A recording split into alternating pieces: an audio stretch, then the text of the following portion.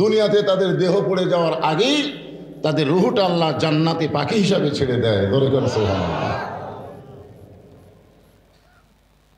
আমরা আল্লাহর প্রশংসা করব এই কারণেই, এমন একটা কিতাব থেকে আমরা তাফসীর শুনব যার মধ্যে কোনো ভেজালই নেই, যার মধ্যে কোনো সন্দেহ নেই, যার মধ্যে কোনো ধোঁকাই নেই। যালিকাল কিতাব লা রাইবা ফিহ, এমন একটা কিতাব যার মধ্যে সন্দেহ সংশয় কিছুই নাই। এখানে আল্লাহ যদি বলতেন হুদাল্লিন নাস, তাহলে বোঝা যেত পাইকারি হারে সবাই হেদায়েত পাবে। কিন্তু আল্লাহ এখানে একটু ক্যাপাসিটি করে বললেন হুদাল্লিল মুত্তাকিন, পাইকারি হারে সবাইকে হেদায়েত দেওয়া যাবে না, কেবলমাত্র যারা মুত্তাকি হবে তাদেরকে আল্লাহর কোরআনে হেদায়েত দিবে। এখন আমরা সকলে মুত্তাকি বলি তো, আরামের বাড়ি, আরামের ফ্যানের বাতাস বাদ দিয়ে এই গরমের মধ্যে বসে আছি কার ভয়ে? কথা বলেন, কার ভয়ে? আল্লাহর ভয়ে যারা বসেছেন তাদের সামনে আলোচনা হচ্ছে। আল্লাহ বলতেছেন ফাযকুরুনি আযকুরকুম ওয়াশকুরুলি ওয়ালা তাকফুরুন।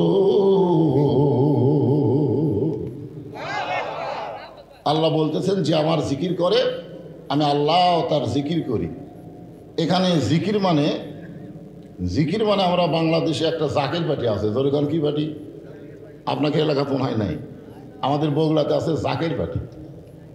ওরা খালি জিকিরই করে, এমন জিকির করে মুনকির নাকির পর্যন্ত বুঝবার পারে না, এমন জিকির করে।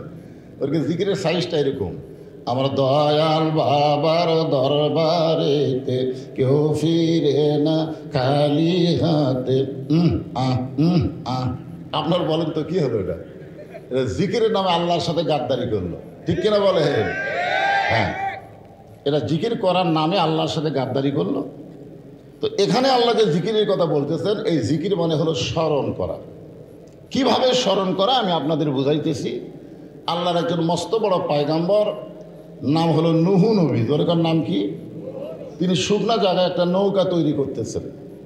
এমন সময় একটা বুড়ি মানুষ লাঠিতে ভর দিয়ে এসে বলে, বাবা নূহ, এই শুকনা জায়গায় নৌকা তৈরি করার কারণ কি?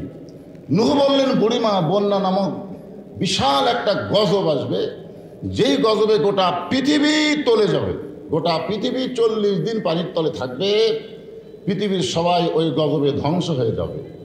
শুধুমাত্র নৌকার মধ্যে যারা জায়গা পাবে তাদের কিছুই হবে না। বুড়ি বললেন, বাবা নূহ, এই ছোট্ট নৌকার মধ্যে সবাই যদি উঠবার চায় তাহলে কি জায়গা হবে? নূহ বললেন, বুড়িমা, এই নৌকায় চলার একটা শর্ত আছে, সেই শর্ত হলো ইমানদার বান্দা বান্দি যারা নৌকার ভিতরে জায়গা পাবে, তারা বেঈমানদের জায়গা নৌকায় হবে না। বুড়ি বললেন, বাবা নূহ, আমি নৌকায় উঠতে চাই। সঙ্গে সঙ্গে নূহ বললেন, বুড়িমা, তাহলে আমার সঙ্গে আপনি পড়েন, পড়েন, সবাই পড়েন, লা ইলাহা ইল্লাল্লাহু নূহু নবিয়ুল্লাহ। বাবা আদম থেকে আমাদের নবী পর্যন্ত লা ইলাহা ইল্লাল্লাহ কিন্তু একই, ঠিক কিনা বলেন? কিন্তু এরপরে যখন যে নবী ছিল তার নামটা, যেরকম আদম সফিউল্লাহ, নূহ নবিউল্লাহ, ঈসা রুহুল্লাহ, মুসা কালিমুল্লাহ, ইব্রাহিম খলিলুল্লাহ, এরকম নাম পরিবর্তন হচ্ছে, কিন্তু লা ইলাহা ইল্লাল্লাহ কিন্তু ঠিকই আছে না নাই? এখন পর্যন্ত আছে না নাই? আল্লাহ রাসূল বলেছেন, কোনো ব্যক্তি সারা জীবন যদি পাপ করে আর মৃত্যুর সময় এই লা ইলাহা ইল্লাল্লাহ জিকির করতে করতে যদি মারা যায়, শুধুমাত্র মুখে জিকির জারি থাকার কারণে আল্লাহ তার জীবনের সমস্ত গুনাহ মাফ করে দেয়। নূহ বললেন, বুড়িমা, আপনি যখন কলেমা স্বীকার করেছেন তাহলে আপনার আর কোনো টেনশন নাই। কি নাই? বন্যা গজব যখন শুরু হবে তখন আপনার হাতটা ধরে আমি আপনাকে নৌকায় উঠাইয়া নিব। এ কথা শোনার পরে বুড়ি বললেন, আলহামদুলিল্লাহ। এখানে আয়াতে বলা হয়েছে অশকুরুলি, শুকুর গুজার করতে হবে কার? জোরে বলেন। কিন্তু এখানে তো বুড়ির বলা দরকার ছিল, বাবা নূহ, বিশাল বন্যার গজবে তুমি আমাকে হাত ধরে নৌকায় উঠাবা, তুমি অত্যন্ত ভালো মানুষ। এখানে বুড়ি নূহ নবীর প্রশংসা না করে প্রশংসা করলো কার? আজকে বাংলাদেশে আমরা কার প্রশংসা করি? আল্লাহর করে। হাসিনা যতদিন ছিল, হাসিনার আশেপাশে যারা ছিল তারা হাসিনা ছাড়া কিছুই বোঝেনি। ধরে কোন কথা ঠিক কিনা? যখন হাসিনা বাংলাদেশ থেকে 5ই আগস্ট পলালো, আপনারা দেখছেন, ভিডিও দেখছেন আপনারা, দুই বোন যখন যাচ্ছে, ছোট বোন রেহানা খালি মাটির দিকে তাকায় তাকায় হাঁটতেছে, আর হাসিনার দিকে আমি দেখলাম ও খালি এরকম চারিদিকে এরকম তাকাইতেছে। চারিদিকে কেন তাকাইছে? ওই সময় হাসিনার মনে হয়েছে কতজনকে কত কি দিলাম, যাবার কালে এক চামচারও দেখা না পাইলাম। আপনার বলেন তো একটা চামচা আছে? একটা চামচাও নেই। আসলে বুড়ির হাত ধরে নৌকায় উঠাবে নুহু, আর বুড়ি প্রশংসা করলো কার? আরো জোরে বলেন। বন্যা গজব শুরু হয়ে গেল। গোটা পৃথিবী 40 দিন পানির নিচে ডুবে থাকলো, এমনকি পাহাড় পর্যন্ত বন্যায় ডুবে গেল। 40 দিন পর পানি যখন কমা শুরু করলো, এমন সময় নূহ নবীর নৌকা জুদি পর্বতে আটকে গেল। আল্লাহ লাগতে পারে, নূহ খবর কি? নূহ বলতেছে নৌকার মধ্যে যারা জীবিত আছে তারা, নৌকার বাহিরে যারা ধ্বংস হয়েছে তারা। নৌকার ভিতরে আছে যারা জীবিত আছে তারা, নৌকার বাহিরে যারা ধ্বংস হয়েছে তারা। নূহর দিকে তাকা আল্লাহ বলতেছেন, বাবা নূহ, ও নবী নূহ, তাহলে বুড়ির খবর কি? নূহ বলতেছে, আল্লাহ আমার মনই নেই। অনেকে পীর ধরে না, পীর ধরা, আপনাকে এলাকার পীর ধরা আছে নাকি? পীর ধরা। হুজুর আমার কোনো টেনশন নাই, পীর ধরছি। দেখছেন, বিপদে পড়লে একটা নবী পর্যন্ত ভুলে যায়। আর তুমি যখন হাসরে বিপদে পড়বা, তোমার পীর তোমাকে বাঁচাবে এ কথা চিন্তা করো না, বরং পীরের বাঁচাই কঠিন হয়ে যাবে। জোরে করে কথা ঠিক কিনা? আয়াতুল কুরসি পড়েন, মানজাল্লাযী ইয়াশফা ইনদাহু ইল্লা বিইজনিহি। হাসরের ময়দানে শুধুমাত্র একজনকে আল্লাহ তাআলা সুপারিশের অধিকার দিবেন, ভাগ্যগুণী তিনি হলেন আমাদের নবী। জোরে করে সুবহানাল্লাহ। নূহ বলতেছে, আল্লাহ আমার মনই নাই। আল্লাহ বলে, নূহ তাহলে বুড়ির খবর কি? নূহ বলতেছে, বুড়ির খবর সব যখন ধ্বংস হয়ে গেছে, বুড়িও তো ধ্বংস। আল্লাহ বলে, নূহ আজগুবি কোনো কথা বলা যাবে না, কথা বলতে গেলে তদন্ত করে কথা বলা লাগবে। 15.5 বছর হাসিনা যা কছে তাই। জোরে কোন ঠিক কিনা? আলেমদেরকে জঙ্গি জিএমবি রাজাকার বানায়া জেলের মধ্যে ঢুকাইছে, আর জালেমদেরকে জামিন দিয়ে জেলখানা থেকে বের করে দিছে। জোরে কোন কথা ঠিক কিনা? কোনো তদন্ত ছিল? কোনো তদন্ত ছিল? যা মনে চাইছে তাই। হায় হায় রে। দেখেন, একটা নবীকে আল্লাহ বলতেছেন, হো আজগবি কোনো কথা বলা যাবে না, কথা বলার আগে তদন্ত করা লাগবে। যে কোনো কথাই আপনি বলেন মানুষের সামনে, এ কথাকে এমনি এমনি বলা যাবে? যাবে। আজকে আমাদের বাংলাদেশে কিছু গুজব, আমাদের বগুড়াতে 3টা দলবার আছে। একটা নাম হলো আফসোস লীগ, কি লীগ? আর একটা নাম হলো হতাশা লীগ, হতাশা। আর একটা হলো গুজব লীগ। মাঝে মধ্যে গুজব তোলে যে আপা শর্ট করে ঢুকবে, আপা শর্ট করে ঢুকবে। আমাদের বগুড়া তো বিএনপির ঘাঁটি, বুঝলেন, ওই জায়গা এরকম কিছু আছে হঠাৎ। আর একটা হতাশা, আগেই ভালো ছিলাম। আমি ওর হাত ধরে বললাম, তোর 15 বছরে তুই কেমন ছিলি? রমজান মাসে কারেন্ট ছিল, ইফতার নিয়ে বসে গেছি, কেবল ইফতার মুখত দেবো, কারেন্ট নেই। তারাবির 2 রাকাত পড়তে পড়তে কারেন্ট আউট, সেহরির সময় কেবল ভাত মুখত দিয়ে কারেন্ট নেই। এরকম একটা অবস্থা হয়েছে কিনা বলেন? না না, এ বছর না, আগে রমজান মাসে জিনিসপত্রের দাম যেরকম ছিল, এবার তার চাইতে কম না বেশি? কম না? সব কিছুর দাম কম কিনা? ভারত চিনি বন্ধ করে দিল, পেঁয়াজ বন্ধ করে দিল, আলু বন্ধ করে দিল। তাও গত বছরের তুলনায় এবার চিনির দাম কম, আলুর দাম কম। আলুর দাম কম করলে আপনার মন খারাপ করবেন, ঠিক আছে? কারণ এটা আমার আলু এলাকা তো। হায় রে, আল্লাহ কোরআনে বলতেছেন, এটা আমার কথা না। ওয়ালানাবলুওয়ান্নাকুম বিশাইয়্যিন মিনাল খাউফি ওয়াল জুই ওয়া নাকসিম মিনাল আমওয়ালি ওয়াল আনফুসি ওয়াস সামারাতি ওয়া বাশশিরিস সাবিরিন। আল্লাহ বলতেছে, ক্ষতি হবে তোমাদের। আবাদ করতে খরচ আছে যা, তার অর্ধেকও পাচ্ছে না। মালে ক্ষতি, জানি ক্ষতি, এরকম বহু ক্ষতি দিয়েও আল্লাহ মুসলমানদের পরীক্ষা করবে। এরপরেও মুসলমানদেরকে ধৈর্য ধারণ করা লাগবে। জোরে কোন কথা ঠিক কিনা? কথা বলে। তো ব্যাপারটা হলো গুজব, গুজব, হতাশা। আপনাদের এলাকায় এরকম আছে? আমাদের বগুড়াতে আছে, এখানে নাই। যেই কথা বলতেছিলাম, আল্লাহ বলেন নূহ আজগবি কোনো কথা বলা যাবে না, কথা বলতে গিয়ে তদন্ত করে কথা বলা লাগবে। নূহ নবী আল্লাহর কথা মতো তদন্ত করতে গিয়ে দেখে বন্যার গজবে বুড়ি তো দূরের কথা, বুড়ির ভাঙ্গা বাড়িও পর্যন্ত কিছুই হয় নাই। বুড়ির একটা ঝুবড়ি বাড়ি, যেমন তেমন একটা বাড়ি, সে বাড়িটাও পর্যন্ত কিছুই হয়নি। নূহ নবী চমকে গিয়ে বললেন বুড়িমা। সঙ্গে সঙ্গে বুড়ি টোপলা নিয়ে হাজির। কি নিয়ে হাজির? টোপলা। নূহ বললেন বুড়িমা টোপলা কেন? বলে আগে থেকে সাইজ হয়ে আছি বাবা, তুমি কখন আসো ডাক দিবা, বার হতে যদি দেরি হয় আর বন্যা গজল যদি চলে আসে, এই জন্য আগে থেকেই সাইজ। আমাদেরকে কিন্তু আগে থেকেই সাইজ হওয়া লাগবে। জোরে কোন কথা ঠিক কিনা? আল্লাহ কি বলতেছেন? লা তামুতুন্না, মৃত্যুবরণ করো না, ইল্লা আনতুম মুসলিমুন, যতক্ষণ মুসলমান না হবে ততক্ষণ মৃত্যুবরণ করো না। আমাদের মৃত্যু কখন হবে আমরা জানি? জোরে কেন জানি? তাহলে সাইজ কখন হবে? মরার আগে না মরার পরে? একটা সাপ ফেলে এই করে চলতেছিল, বুঝলেন? তো এক রাখাল শাবক মারা এরকম টাঙ্গা চলছে, তো নিচে ব্যাং জাল আপায়ের বলে সাপরে তো বহুদিন করেছি সোজা হ সোজা হ, কিন্তু তুই সোজা হয়ে চলিস না, তুই খালি হ্যাঁকা ফেঁকা হয়ে চলিস। এই সোজা হলি ঠিকই, কিন্তু মরার পর। তা আমরা কি মরার পরে সোজা হব না মরার আগে? কখন? আপনি কি জানেন যে আমার মৃত্যু অমুক বছরে হবে? হাসিনা যেরকম জানতো 41 সালে আমার আগে আমাকে নামাইকে, ওই কোনো সময় কল্পনা করে না যে 24 সালের 5ই আগস্ট এইভাবে পলান লাগবে। ধরে খান কথা ঠিক কিনা? কিছুদিন আগেই বলেছে দেশ আমার বাপের, পলাই না পলাই না, এরকম কথা বলছে কি বলেনি? কিছুদিন আগে। আল্লাহ কয় কার সাথে কি মারিস রে?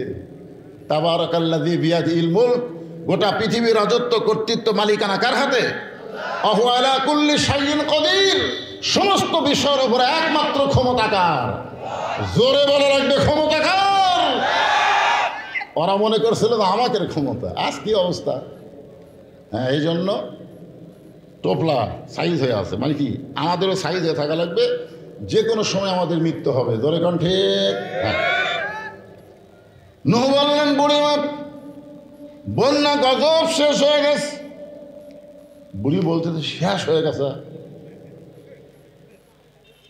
কখন গজব শেষ হলো?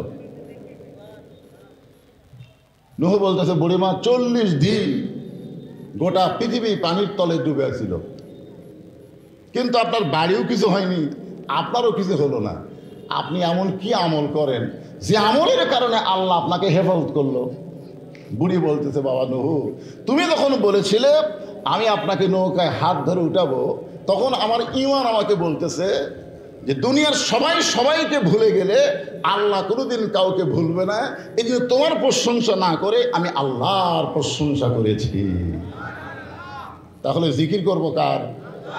কি জিকির? সুবহানাল্লাহ, আলহামদুলিল্লাহ, লা ইলাহা, আল্লাহু আকবার। কি আল্লাহু আকবার জিকির করা যাবে না? লিল্লাহি তাকবীর। কিছুদিন আগে একদল বলতো এটা হলো অমুক দলের স্লোগান। আমরা কোরআনের মাহফিল আমাদের রাজশাহী, এটা মনে হয় পোয়াবা থানা হবে, এটা তানোর। কিন্তু আমি যেখানে তকবির দিয়েছিলাম, এক লোক হুজুর ওয়াশ করবেন এই তকবির কেন এত ঘন ঘন তকবির? মানে তকবিরও পছন্দ করে না। আমি চিন্তা করলাম ভাই, তকবির খেলে একজনেরই পছন্দ হয় না, তার নাম হলো মিস্টার ইবলিস। ইবলিস ছাড়া তকবিরকে ভয় কোনো মুসলমানের বাচ্চা করে না। ধর কথা কন না কেন? হ্যাঁ, আপনার বলেন তো তকবির দিলে কে বেজার হয়? খালি বেজার হয় না জায়গা ছাড়ে, এলাকা ছেড়ে ছেড়ে যায়। হ্যাঁ, আল্লাহ বললেন ফাযকুরুনি আযকুরকুম ওয়াশকুরুলি ওয়ালা তাকফুরুন। আমাদের জাতির পিতা হযরত ইব্রাহিম, নাম কি? চড়কের উপরে বসে আছেন, বাবা রশি ধরে টানতেছে, নিচে নমরুদের আগুন দাউ দাউ করে জ্বলতেছে। অবস্থাটা খেয়াল করেন, বসে আছে চড়কের ওপরে আর রশি ধরে টানতেছে জন্ম দেওয়া বাবা, আর নিচের চুলার আগুন দাউ দাউ করে জ্বলতেছে। আল্লাহ কোরআনে বলেছেন, আল্লাযী খালাকাল মাউতা ওয়াল হায়াতা লিয়াবলুয়াকুম আইয়ুকুম আহসানু আমালা। ফেরেশতা জিবরাইল এসে বলতেছে, ওগো আল্লাহর নবী ইব্রাহিম, আপনি যদি চান আল্লাহ আমাকে 600 পাকা দিছে। কয়শো পাকা? একটা পাকার খালি বাতাস দিব, আগুনের চুলা সাগরে গিয়ে নিভে যাবে, যদি আপনি চান। আমাদের জাতির পিতা বললেন, জিবরাইল আমি চড়কে বসে একটা দিকে তাকায় আছি। বলে কোন দিকে? বলে আমার বাপের দিকে। দুনিয়াতে সন্তান বিপদে পড়লে বাবা সন্তানকে বাঁচানোর চেষ্টা করে, আর আমি এমন একটা বাবা পাইছি যে বাবা সন্তানকে আগুনে ফেলার জন্য রশি টানতেছে। আপনারা বলেন তো, এই বাবা ভালো বাপ না খারাপ বাপ? কথা কয় না। কারণ ছেলেকে কোথায় ফেলে দিবে? আগুনে ফেলে দিবে। আচ্ছা, যেই বাবা একা ফজরের নামাজ পড়ে আর জুয়ান তাগড়া ছেলে বাড়িতে ঘুম পাড়ে, আপনার বলেন তো এই বাবা ভালো? এই বাবা ইব্রাহিম আলাইহিস সালামের বাপের চাইতেও খারাপ। কারণ নিজে জাহান্নাম থেকে বাঁচতে চায়। আল্লাহ বলেছেন, কু আনফুসাকুম ওয়া আহলিকুম নারা। জাহান্নামের আগুন থেকে একলা বাঁচলে হবে না, আহাল পরিবার, সমাজ ও রাষ্ট্র, পৃথিবীর সমস্ত মানুষকে জাহান্নাম থেকে বাঁচানোর চেষ্টা করা লাগবে। ঠিক কি না? আর তুমি বাপ হয়ে নামাজ পড়ো আর তোমার বেটা ঘুম পাড়ে, কি মুয়াজ্জিনের দায়িত্ব সালাত খায়রুম মিনান নাওম কছে। এখন তোমার দায়িত্ব কি? বাপের দায়িত্ব আছে না নাই? বাপের দায়িত্ব কি? কিভাবে তোলা? 7 বছরে অল্প বয়স, তখন তালিম দেওয়ার কথা আছে। আর 10 বছর থেকে জোর করে ঘাড় ধরে মেরে পিটা নামাজ পড়ানোর কথা আছে না নাই? জোরে আছে না নাই? অল্প 22 বছর বয়স, ওই যে ল্যাফের মধ্যে ঘুম পাড়ে আর তুমি একা একা নামাজ পড়ো। কতগুলো বাবা দেখবেন জোহরের নামাজ একলা পড়বার যায়, নামাজ শেষ করে এসে খাওয়ার টেবিলে ডাকতেছে, বাবা আয় আয় আয় একসাথে খাই। এরকম বাবা আছে না নাই? খাওয়ার সময় ডাকতেছে, নামাজের সময় ডাকেনি। 2 কান্দের ফেরেশতা বলতেছে, আল্লাহ এই শয়তানের কান্দর থাকবো না। আল্লাহ বলে কেন? বলে এর কান্দর থেকে লেখবো কি? নামাজে যাওয়ার সময় ছেলেক ডাকে না, খাওয়ার সময় ছেলেক ডাকে। এরা আজরের চাইতো খারাপ বাপ। ধরে কোন কথা ঠিক কি না? রে ফেরেশতা জিবরাইল, তোমার পাখার বাতাস দিয়া আগুনের চুলায় তুমি সাগরের মধ্যে ফেলে দিবা। তুমি কি জানো আমি কে আর তুমি কে? ইব্রাহিম নবী জিবরাইলকে বলতেছে, তুমি কি জানো আমি কে আর তুমি কে? আপনার বলেন তো, জিবরাইল কে আর ইব্রাহিম কে? আপনারা জানেন না? জিবরাইল কি? ফেরেশতা। আর ইব্রাহিম কি? কি মানুষ? মাটির আদমকে আল্লাহ তৈরি করিয়া ঘোষণা করিলেন আল্লাহ শ্রেষ্ঠ বলিয়া। তাই নূরের ফেরেশতা করে মানুষকে সেজদা, সবার চেয়ে দিলেন মাটির মানুষকে সম্মান। সবাই বলেন আল্লাহু আল্লাহু, তুমি জানলে জালালুহু, শেষ করা তো যায় না গে তোমার গুণগান। রে জিবরাইল শোনো, আমি ইব্রাহিমের ঈমান বলতেছে, নমরুদ আগুন জ্বলাবার পরে কিন্তু পুড়ানোর ক্ষমতা নমরুদের হাতে নাই, পুড়ানোর ক্ষমতা হলো আমার আল্লাহর হাতে। আজকে ভারত বিশাল পাওয়ার নিয়ে হিন্দু মালওয়ানের বাচ্চারা মুসলমানদের ওয়াকফকে বাতিল করেছে। জোরে কোন কথা ঠিক কথা বলে? ও বুঝবার পারেনি মুসলমানদের খবর কি। বহু বছর আগে যখন মোদী সরকার গুজরাটের কষাই ছিল, ওই সময় 4-5 দিন একটা মেয়ে খালি গড়াগড়ি করতেছে, হিন্দু মেয়ে, বাচ্চা হয় না। বাপ মাও চিন্তা করতেছে নর্মালে বাচ্চা হওয়ার কোনো সম্ভাবনা নাই, সিজার করা লাগবে। এখন সিজার করার জন্য অ্যাম্বুলেন্স করে হাসপাতাল নিয়ে যাচ্ছে। ইতিমধ্যে মুসলমানের একটা মিছিল করতেছে। একজন বলেছে নারায়ে তাকবীর, আর 1000 জন বলেছে আল্লাহু আকবার। যে আল্লাহু আকবার কইছে, অ্যাম্বুলেন্সের মধ্যে ওই মেয়েটা আল্লাহু আকবার ধ্বনিতে এরকম কেঁপে উঠছে। যেই কেঁপে উঠছে, চাল্লত করা বাচ্চা বের হয়ে গেছে। হিন্দু বাপ মা কয়, আর 4-5 দিন হলো ভগবান ভগবান করতেছি, কাম হয় না। আর মুসলমানের তকবীরে বাচ্চা বার হলো, হাসপাতালে যাওয়া লাগলো না, অ্যাম্বুলেন্স হাসপাতালে না যায় বাড়ির গেছে। 1 মাস পর সাংবাদিক সম্মেলন করে বলেছে, ভগবান গড ঈশ্বর বলতে কিছু নাই, একমাত্র আছে আল্লাহ। যে আল্লাহর তকবীরের সাকিতে বাচ্চা বের হয়ে যায়, আমরা আর মালওয়ানের জাত থাকবো না, আমরা সব কলমা পড়ে মুসলমান হবার চাই। আপনারা জানেন না, হিন্দুরাই লেগে গেছে, ধরে কারণ ঠিক কিনা মুদির সাথে লেগে গেছে। এই ফাঁকে মুসলমান লাগবে, ভারত ভাঙ্গা টুকরা টুকরা হয়ে যাবে, আমাদের বাংলাদেশের ম্যাপের পরিধি বেড়ে যাবে। জোরে কান কথা ঠিক কিনা? ভাগ্যগুণে আমরা একটা ইউনুস পাচ্ছি, ভাগ্যগুণে। হায় হায় রে, এক ইউনুসের জীবন আমরা বাস করি। ইউনুস নবীরে খাইল মাছেতে গিলিয়া, ফেরেশতা পাঠাইলেন আল্লাহ ইসমি আজম দিয়া, দমে দমে সে হরদম পড়ে সে ইসমি আজম, মাছেরই উদর হইতে বাঁচাইলা প্রাণ। একটা মাছ ইউনুসকে খাইছিল, ইউনুস নবীকে হজম করে পারছে? ভারত মনে করছিল ইউনুস যখন বাংলাদেশের ক্ষমতার চেয়ারে বসেছে, যা ক্ষমতায় ইউনুস মোদিকে বুড়ে আঙ্গুল দেখায়া ভারত ঠেকা দিয়া চীনে চলে যায়। জোরে কম কথা ঠিক কথা বলেন? আপনারা জানেন মোদি গালত হাত দিছে, কারণ বাংলাদেশে তুরস্ক থেকে যে অস্ত্র আসতেছে, তারপরে চীন থেকে যে বিমান আসতেছে, মুসলমানদের তকবীর একত্র করে শুধু ভারত নয় গোটা পৃথিবী আল্লাহ মুসলমানের পায়ের তলায় দিয়ে দিবে। ধরে কেন কথা ঠিক কিনা?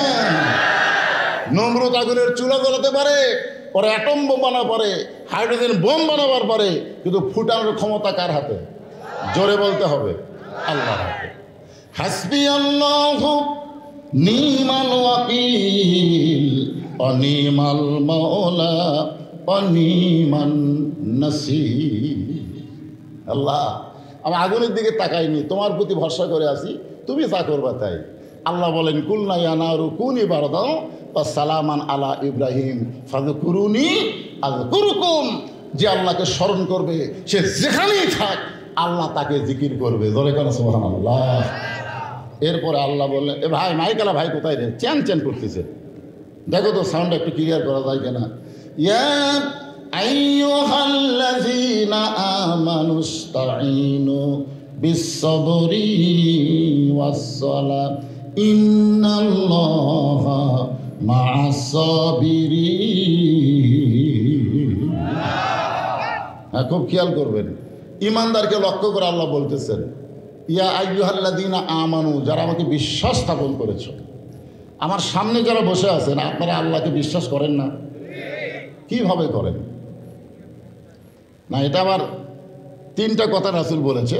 1 নম্বর হলো ইকরার বিল লিসান, জবানে বলতে হবে লা ইলাহা ইল্লাল্লাহ। শুধু জবানে বললে হবে না, তাসদিক বিল জিনান, এটা কলিজার মধ্যে জায়গা দেওয়া লাগবে। তাসদিক বিল জিনান আপনারা বোঝেন? আপনাকে বোঝানোর জন্য বলতেছি। একজন আল্লাহর বান্দা, নাম হলো মীর কাসেম আলী। নাম কি? খেয়াল তবেন, নামটা খেয়াল তবেন, মীর কাসেম আলী। ওনার উকিল তাজুল ইসলাম গিয়ে বলতেছে, স্যার আজকে রাত 12টায় আপনার ফাঁসি হবে, আজকে রাত 12টায় আপনার কি হবে? ফাঁসি হবে। তো মীর কাসেম আলী বলতেছে, উকিল এখন কয়টা বাজে? তো এখন বাজে 9:30। আলহামদুলিল্লাহ, এখনো 2.5 ঘন্টা আছে। উকিল চুম করছে, কে রে? 2.5 ঘন্টা পর তার ফাঁসি হবে, তাই ফাঁসির খবর শুনে কয় আলহামদুলিল্লাহ, এখনো 2.5 ঘন্টা আছে। তো খামাখা চেতন থাকা কি লাভ? আমি 2 ঘন্টা ঘুম পারি। কয় ঘন্টা? যদি চেতন না পাই তাহলে তুমি আমার ডাক দিও। তাসদিক বিল জেনান কারে কয়? একটু মনোযোগ শোনেন। কলিজার মধ্যে যখন ঈমান থাকে, তখন সেই মানুষটা, সেই মুসলমানের চরিত্রটা কেমন হয়, এখান থেকে আপনারা কিছু হলে বুঝতে পারবেন। বলতেছে, আমি 2 ঘন্টা ঘুম পারি, যদি চেতন না পাই তাহলে আমাকে ঘুম থেকে ডাক দিও। উকিল মনে করতেছে ফাঁসির চিন্তায় লোকটা পাগল হয়ে গেছে, 2.5 ঘন্টা পর তার ফাঁসি হবে, তাই বলে 2 ঘন্টা ঘুম পারবি? কি ঘুম ধরবে? মনের দুঃখে কষ্ট নিয়ে উকিল চলে গেছে। 2 ঘন্টা পরে উকিল ফাঁসির কন্ডম ছেলে ঢুকে দেখে ঘুম তো পাড়া না, সেই ঘুম। ঘড়ির দিকে তাকে দেখে, কেরে আর মাত্র 8 ঘন্টা টাইম আছে, তারপরে লোকটার ফাঁসি হবে। এরপরে লোকটা এই হারে ঘুম পাড়তেছে। পায়ের বুড়ো আঙ্গুল লড়াইছে। সঙ্গে সঙ্গে মীর কাসেম আলী চেতন পায়ে বলে, উকিল ভাই আমার কি ফাঁসির সময় হয়েছে নাকি? বলে না স্যার, এখনো 8 ঘন্টা বাকি আছে। কয় আলহামদুলিল্লাহ। 8 ঘন্টা বাকি শুনে কয় আলহামদুলিল্লাহ। অজু করে 2 রাকাত নামাজ পড়ে কোরআন থেকে 2টা সূরা তেলাওয়াত করলেন, সূরা মূল আর সূরা মুজাম্মিল। 2টা সূরা তেলাওয়াত করে ফাঁসির কন্ডম সেলের মধ্যে সবচাইতে ভালো পাঞ্জাবি যেইটা ছিল ওটা পরার পরে চিরুনি দিয়ে মাথায় হাসড়ায় বলতেছে, উকিল দেখো তো ভালো করে আমার কেমন লাগতেছে। উকিল কান্দার বলে, স্যার কিছুক্ষণ পরে আপনার ফাঁসি হবে, কিছুক্ষণ পরে আপনার ফাঁসি হবে। আপনি কি শ্বশুর বাড়ি যাবেন? এমন সুন্দর পাঞ্জাবি পরে মাথার চুল হাসড়ায় আমাকে বলতেছেন দেখে তো কেমন লাগতেছে। মীর কাসেম আলী মুস্কি মুস্কি হাসে আর বলে, উকিল 2টা ঘন্টা ঘুমের ভিতরে আমার ঈমান আমাকে দেখাইছে অন্যায়ভাবে কাউকে যদি ফাঁসি দেওয়া হয়, তার যদি কোনো দোষ না থাকে, তাহলে তার ফাঁসির মাধ্যমে 8টা জান্নাতের দরজা তাকে বরণ করে না। এর নাম হলো তাসদিক বিল জানান। কলিজার মধ্যে যখন ঈমান থাকবে, ওই মানুষটা কোনো সময় আল্লাহ ছাড়া, ইয়্যাকা না'বুদু ওয়া ইয়্যাকা নাস্তাইন, আল্লাহ ছাড়া অন্য কোনো দিকে তার খেয়াল থাকবে না। কারণ সে বিশ্বাস করে দুনিয়াতে আসলে যাওয়া লাগবে। আপনারা কি মনে করতেছেন যাবেন না? এই ছেলেবেলে তোমাদের খবর কি? এইবার ঈদে 256 জন মানুষ মারা গেছে ঈদের দিনই। তার মধ্যে 128-এর মতন ছেলে মারা গেছে মোটর সাইকেল অ্যাক্সিডেন্ট করে। চিন্তা করছেন, এই 256 জনের মধ্যে বুড়া মানুষ মরেনি, খালি সব জুয়ান তাগড়া। ওরা কি মনে করছে যে আমাকে এখনই মরণ হবে, তাহলে এরকম করে হুন্ডা চলা এই করে। একটা মেয়ে যদি রাস্তার দেখে আর এদের মোটর সাইকেলের পাকলাম আরো বেড়ে যায়। ওই মনে করছে আমার দাদা বাঁচে আছে, আমার বাপ বাঁচে আছে, সিরিয়ালে আমি 3 নম্বরে আছি। নম্বর বাদ দাও, দুনিয়াতে আসলে যাওয়া লাগবে, আর কখন যাওয়া লাগবে এটা আমরা কেউ জানি না। ধরে কোন কথা সে কথা বলে, ইয়া আইয়ুহাল্লাযীনা আমানু, যারা আমাকে বিশ্বাস স্থাপন করেছে, আল্লাহ বলতেছেন আস্তাঈনু বিস-সাবরি ওয়াস-সালাহ ইন্নাল্লাহা মা'আস-সাবিরিন। যারা আমরা আল্লাহকে বিশ্বাস করেছি, আল্লাহ আমাদেরকে বলতেছে তোমরা যদি আমার কাছে কিছু পাবার চাও, আমরা আল্লাহর কাছে কি পাবার চাই? তাহলে ধৈর্য আর নামাজের মাধ্যমে চাও। প্রথম আয়াতে বলা হচ্ছে ফাযকুরুনি আযকুরুকুম ওয়াশকুরুলি ওয়ালা তাকফুরুন। ওখানে জিকিরের কথা বলতে বলতেই এখানে আবার আল্লাহ এসে নামাজের কথা বললেন। আপনারা বলেন তো ওই আয়াতের সাথে এই আয়াতের মিল আছে না নাই? কোন দিকে মন দেন? তাফসীর না, এটা তাফসীর মাহফিল না, তাহলে মন অন্যদিকে দিলে হবে। সবাই একটু এদিকে মন দেন, মনে করেন না যে খুব লম্বা চড়াবাদ হবে। গরমের দিনে একটু মনোযোগ দিয়ে কথাগুলো শোনেন বাবা। এখানে আল্লাহ কি বললেন? আগে ধৈর্য, আগে কি বিস-সাবরি ওয়াস-সালাহ, আগে ধৈর্যের কথা বললেন, তারপরে নামাজের কথা বললেন। এই 15 বছর যদি ধৈর্য ধারণ না করতেন, তাহলে আজকে বিএনপি জামাত এইরকম একটা ফুলের মালা পাইতো না। ধরে কোন কথা কন না কেন? এই যারা এখন নতুন নতুন আসতেছে, জামাতও চান্স পাবি না, কিন্তু বিএনপি এই 15 বছর এর খবরই নাই, এখন সামনে এসে দাঁড়াচ্ছে। হায় হায়, আর এদের দ্বারাই বিএনপির সবচেয়ে বেশি ক্ষতি হচ্ছে। ধরে কোন কথা ঠিক কিনা? কারণ বগুড়া জেলা বিএনপির একটা ঘাঁটি ছিল, এখন এই 7টা আসনের মধ্যে 2টা আসন বিএনপি পায় কিনা চিন্তার মধ্যে আমরা আছি। দিন যতই যাচ্ছে এরকে পাগলামি ততই বাড়তেছে। খুব মনোযোগ দিয়ে শুনবেন, ধৈর্য ধরে রাখবে। সেটা কি ধৈর্য?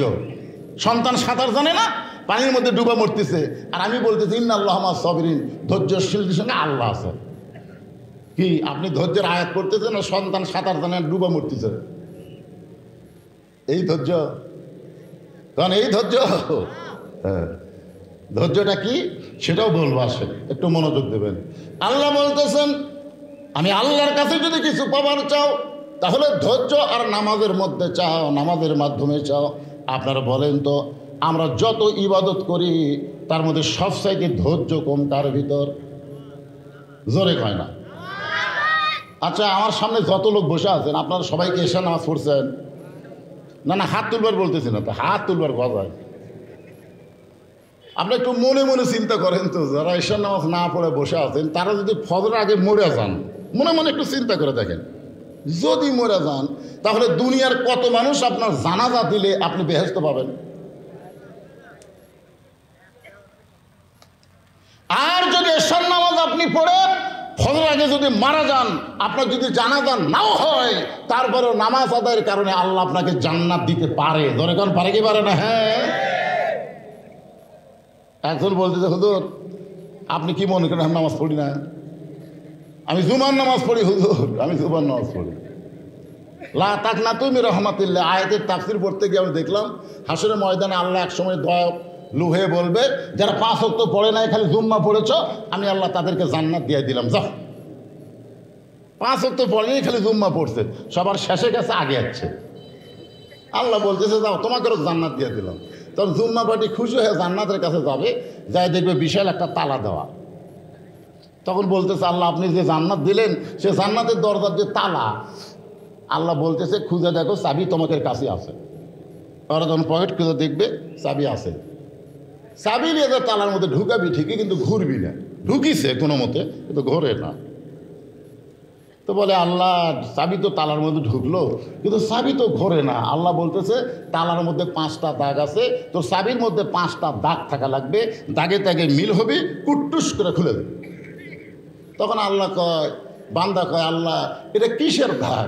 আল্লাহ বলতেছে, পাগল এটা হলো 5 ওয়াক্ত নামাজের দাগ। তোর চাবির কি দাগ আছে? কয় না, তেল তেলা। আল্লাহ তখন বলবে জান্নাত দেখে ফেরত আন। যারা শুধু জুম্মা মারতেছেন এরা জান্নাত দেখবার পারবেন, কিন্তু জান্নাতের মধ্যে ঢুকতে পারবেন না। জান্নাতে ঢুকতে গেলে আর সালাতু মিফতাহুল জান্নাহ, 5 ওয়াক্ত নামাজের কথা। জোরে কোন কথা ঠিক কিনা? 5 নামাজ পড়লে কি হয়? আমার ওয়াজের 43 বছর বয়স চলতেছে, আমার ওয়াজ দিয়ে 10টা মানুষ নামাজে হয়েছে কিনা তার কোনো গ্যারান্টি নাই। হয়েছে কিনা তার কিন্তু কোনো গ্যারান্টি নাই। কারণ নবী 13 বছর মক্কায় ছিলেন। নবুয়তের 10ম বৎসরে নবী মেরাজ করলেন। ওই মেরাজের রজনীতে আল্লাহ তাআলা নবীকে 5 ওয়াক্ত নামাজ দিলেন। নবী নামাজ পাওয়ার পরও 3 বছর মক্কায় ছিলেন। একদিন নবী বললেন, আল্লাহ কোরআনে যত নামাজের কথা বলতেছেন প্রত্যেক জায়গায় আপনি বলেন আকিমুস সালাত, নামাজ পড়ার কথা কোনো জায়গায় বলেন নাই, প্রত্যেক জায়গায় বলেছেন নামাজ কায়েম করো, নামাজ কায়েম করো। কিন্তু আমি নবী নামাজ পাইলাম ঠিকই, কিন্তু নামাজ কায়েমের পরিবেশ তো মক্কা পাওয়া যাচ্ছে না। আমরা গোপনে গোপনে নামাজ পড়ি, প্রকাশ্যে নামাজ আদায় করা যায় না।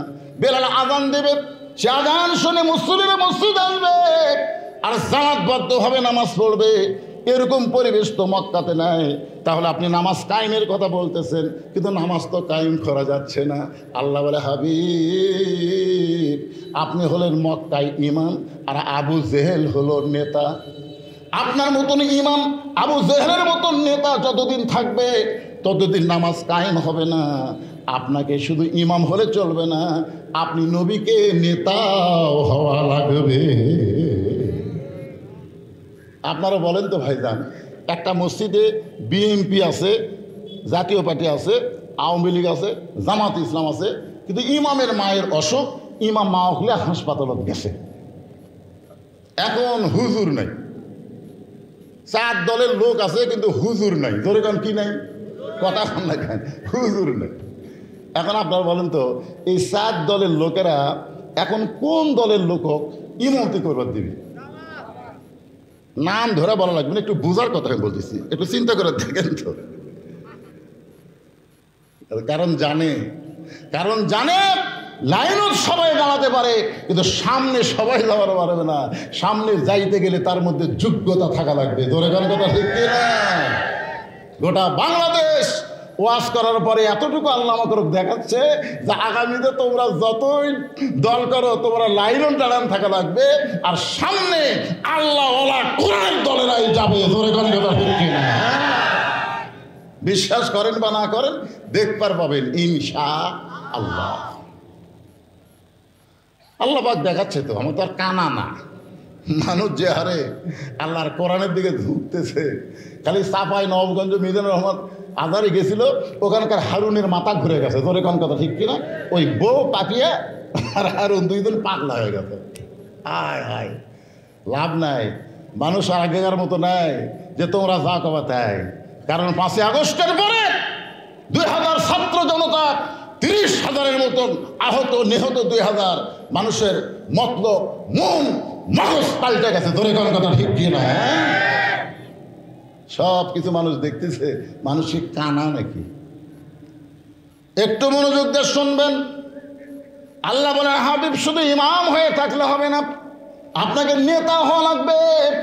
কিন্তু মক্কায় যদি সেই পরিবেশ না থাকে, তাহলে দরকার হলে হিজরত করা লাগবে। নবী হিজরত করে যখন মদিনায় আসলেন, মদিনায় আসার পরে সর্বপ্রথম নবী একটা মসজিদ নির্মাণ করলেন। সে মসজিদের নাম হলো মসজিদে কুবা। মসজিদ নির্মাণ করলেন, নির্মাণ করার পরে সেখানে এখন নামাজ কায়েম হবে।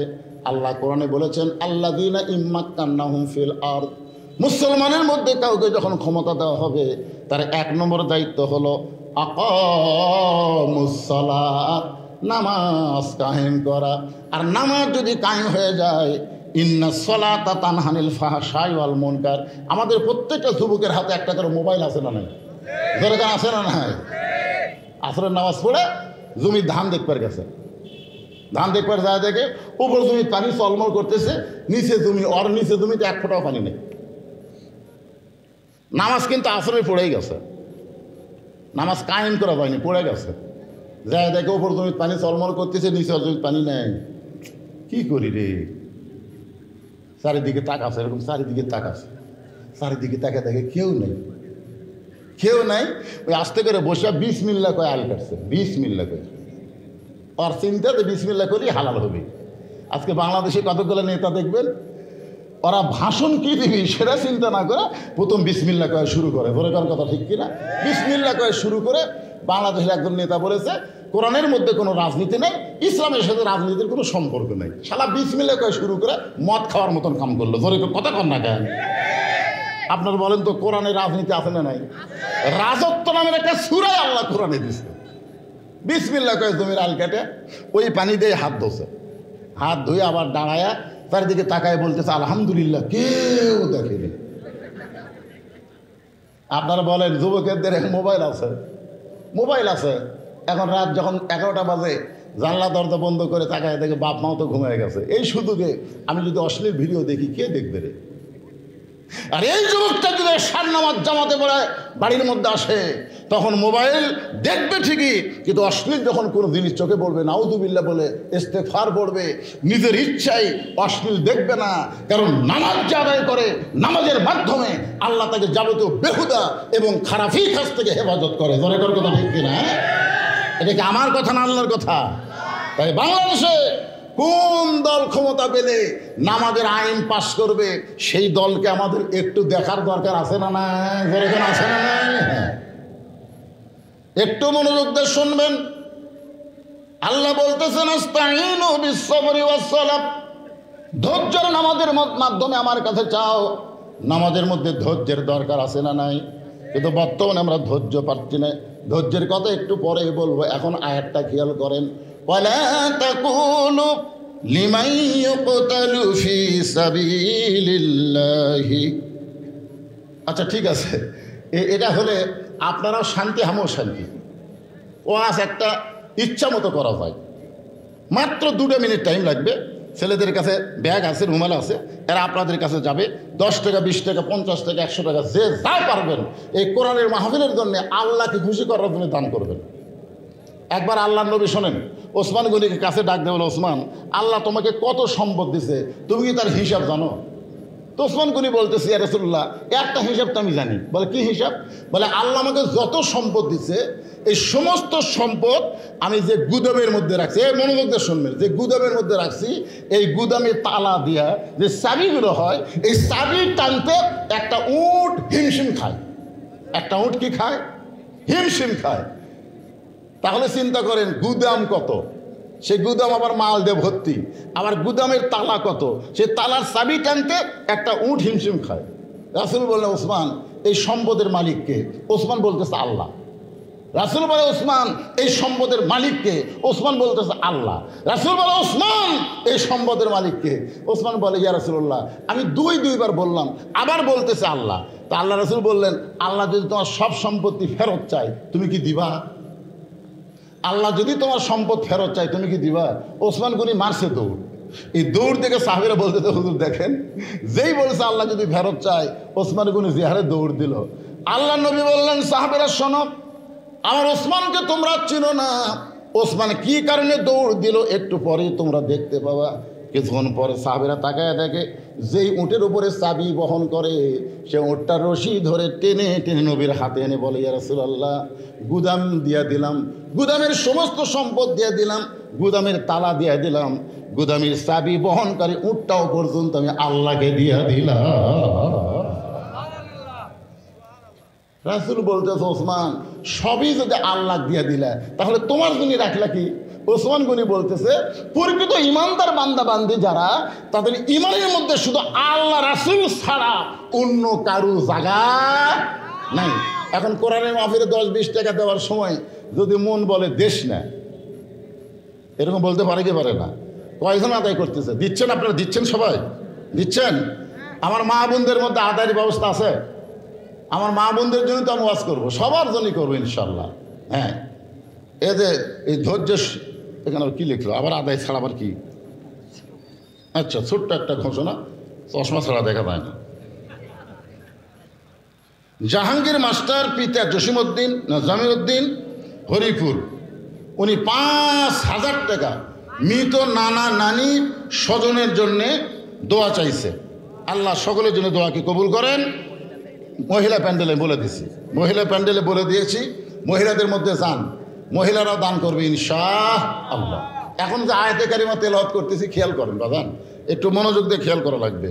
ওয়ালা তাকুলু লিমান ইউকতালু ফি সাবিলিল্লাহি আমওয়াতুন বাল আহয়াউ ওয়ালাকিন লা তাশউরুন। আচ্ছা এই ছেলেরা, তোমরা আবু সাইদের গুলি খাওয়ার ভিডিও দেখছেন? আচ্ছা আপনারা দেখছেন? আচ্ছা আল্লাহ রাসূল যে বলেছেন আজ থেকে 14.5 বছর আগে যে শহীদ যারা হবে তাদের মৃত্যুর যন্ত্রণা একটা মিষ্টি খাওয়া পিঁপড়া কামড় দিলে যে কষ্ট হবে তার চাইতে কম। আচ্ছা মিষ্টি খাওয়া পিঁপড়ার কামড় আপনারা খাচ্ছেন? একটা কেন, এক জায়গায় যদি 10টায় কামড়ায় দেখবেন লাগবে না, খালি চুলকাবে। কি হবে? কে রে কি রে কি রে, এই এর চাইতে বেশি কষ্ট হয় না। একটা শহীদের কষ্ট মিষ্টি পিঁপড়া কামড়ানোর চাইতেও যে কম, এইটা আবু সাইদের বেলায় আমরা ভিডিওর মাধ্যমে দেখছি। ধরে কোন কথা ঠিক না? আপনারা কি দেখছেন যে এই যে আয়াতে কারিমা তেলাওয়াত করতেছে এর সাথে দেখেন 2 হাত বাড়ায় দিছে ডক্টর ইউনুস। এইটা আবার ওই বিদেশে আমেরিকার যাও দেখাছে। ধরে কোন কথা ঠিক কিনা? এইভাবে। আচ্ছা এইভাবে 2 হাত বাড়ায় কার সামনে দাঁড়াচ্ছে? না শোনো আমি কথাটা বলি, বাতিলের সামনে, বাতিলকে উৎখাত করার জন্যে দরকার হলে নিজের জীবন দেওয়া, কিন্তু বাতিলের সঙ্গে আপোষ করবো না। ধরে কোন কথা হে এইভাবে নামাজ। আমি ভিডিওটা দেখি, আয় রে, প্রথম একটা গুলি করলো ছেলেটা, গুলির যে একটা ঝাঁকি, ওই ঝাঁকিতে 2 ধাপ পিছনে গেল, আবার 3 ধাপ সামনে আসলো। আপনারা কি শুনছেন? ওই যখন একটা গুলি খেলো, ছেলেকে একটা 5 হাত বাড়ি মারলে ও মারে বাবারে কই চিল্লা ওঠে। ধরে কোন কথা ঠিক কিনা? ওর দেহের মধ্যে গুলি ঢুকলো, অথচ একটাবারও ও চিল্লাচিল্লি করতেছে না। আবার যখন 3 ধাপ সামনে আসে আবার একটা গুলি করছে। আবার আবু সাইদ 2 ধাপ পিছনে গেছে, আবার যখন সামনে আসতে চায় আবার গুলি করছে। এবার যখন পড়ে যাবে এমন সময় 2 বন্ধু যেই মাত্র ধরলো, আবু সাইদ জমিনে টরে পড়লো। এখান থেকে প্রমাণ হয়ে গেল আল্লাহ রাস্তায় যারা জীবন দেয় তাদের জীবন দেওয়ার সময় কোনো কষ্ট হয় না। বুখারী শরীফে আল্লাহ রাসূল বলেছেন, মা আহাদান ইয়াদখুলুল জান্নাতা ইউহিব্বু আন ইয়ারজি ইলা দুনিয়া ওয়া লাহু মা আলাল আরদি মিন শাইইন ইল্লা শাহীদুন ইয়াতামান্না আন ইয়ারজি ইলা দুনিয়া ফায়ুক্তাল আশরা মাররাতান লিমা ইয়ারা মিনাল কারামাতি। রাওয়াহুল বুখারী কিতাবুল মাগাজি। আল্লাহু আকবার। আল্লাহ রাসূল বলেছেন শহীদ বান্দাদেরকে যখন জান্নাত দেওয়া হবে, জান্নাতে যাওয়ার পরে এরা দুনিয়াতে আসার জন্য ছটফট করবে। দুনিয়াতে আসতে হবে। সে জান্নাতের নাম হলো জান্নাতুল ফেরদাউস। যেরকম জান্নাতের নাম কি? জান্নাতুল ফেরদাউস। তখন দুনিয়াতে আসার জন্য ছটফট করবে। তো আল্লাহ বলবে, কে রে, তোমাকে আমি জান্নাত দিলাম, জান্নাত পাওয়ার পরে তুমি দুনিয়াতে কেন যাবার চাও? তখন বলবে আল্লাহ, শহীদ হওয়ার সময় লিমা ইয়ারামিনাল কারামাতি, শহীদ হওয়ার সময় যে শান্তি পাইছি সেই শান্তি জান্নাতের মধ্যে নাই। আমি দুনিয়াতে যাব, ফায়ুক্তাল আশার আমার কম করে হলো 10 বার বাতিলের বিরুদ্ধে জিহাদ করে শহীদ হব, কারণ শহীদের মধ্যে যে শান্তি সেই শান্তি জান্নাতের মধ্যে নাই। এখান থেকে কি প্রমাণ হলো? যদি কোনো ক্রমে ভারত যদি বাংলাদেশকে আক্রমণ করতে চায়, অথবা বাংলাদেশের ভারতের দালালরা যদি ভালো মানুষকে আক্রমণ করতে চায়, আমরা ঘরে বসে থাকবো না। প্রয়োজনে মানসার আল্লাহ আশ-শাহাদাতা বিসিদ্দিকিন বাল্লাগাহুল্লাহু মানাজিরা শুহাদা ওয়া মাতা আলা ফিরাশিহি, রাওয়াহুল বুখারী কিতাবুল মাগাজি। আল্লাহ রাসূল বলেছেন, শাহাদাতের তামান্না নিয়ে শহীদ হওয়ার নিয়তে কেউ যদি কোরআনকে বিজয় করার নিয়তে রাস্তায় আন্দোলন করে, ওয়া মাতা আলা ফিরাশিহি, সে যদি নিজের বিছানায় মৃত্যুবরণ করে, বাল্লাগাহুল্লাহু মানাজিলা শুহাদা, হাসরের ময়দানে আল্লাহ তাকে শহীদদের কাতারে দাঁড় করাইয়া দিবে। কি বুঝতেছেন? এখন আসেন, আপনারা মনে করেন আসরের নামাজের আজান দিছে, আজান শুনে আপনারা জানেন যে 4:30টায়, ধরে নেন 4:30টায় বলতেছি, 4:30টায় আসরের নামাজ হবে। যদি ভুল করবে 10 মিনিট আগে আপনারা মসজিদে যান, ইচ্ছা করে তো যাবেন না, কারণ আসরের নামাজ শুরু হবে 4:30টায়, আমি 10 মিনিট আগে কেন যাবো? আমি বোকা নাকি? যদি কোনো সময় ভুল করে আপনারা যান, যাওয়ার পরে আপনাদের অবস্থা কেমন হয়? এবারে কথা বল না কেন? আমার কথা বুঝতে পারতেছেন না? আপনারা তো ইচ্ছা করে যাবেনই না, কারণ জানি তো 4:30টায় জামাত হবে, তো আগে কেন যাব?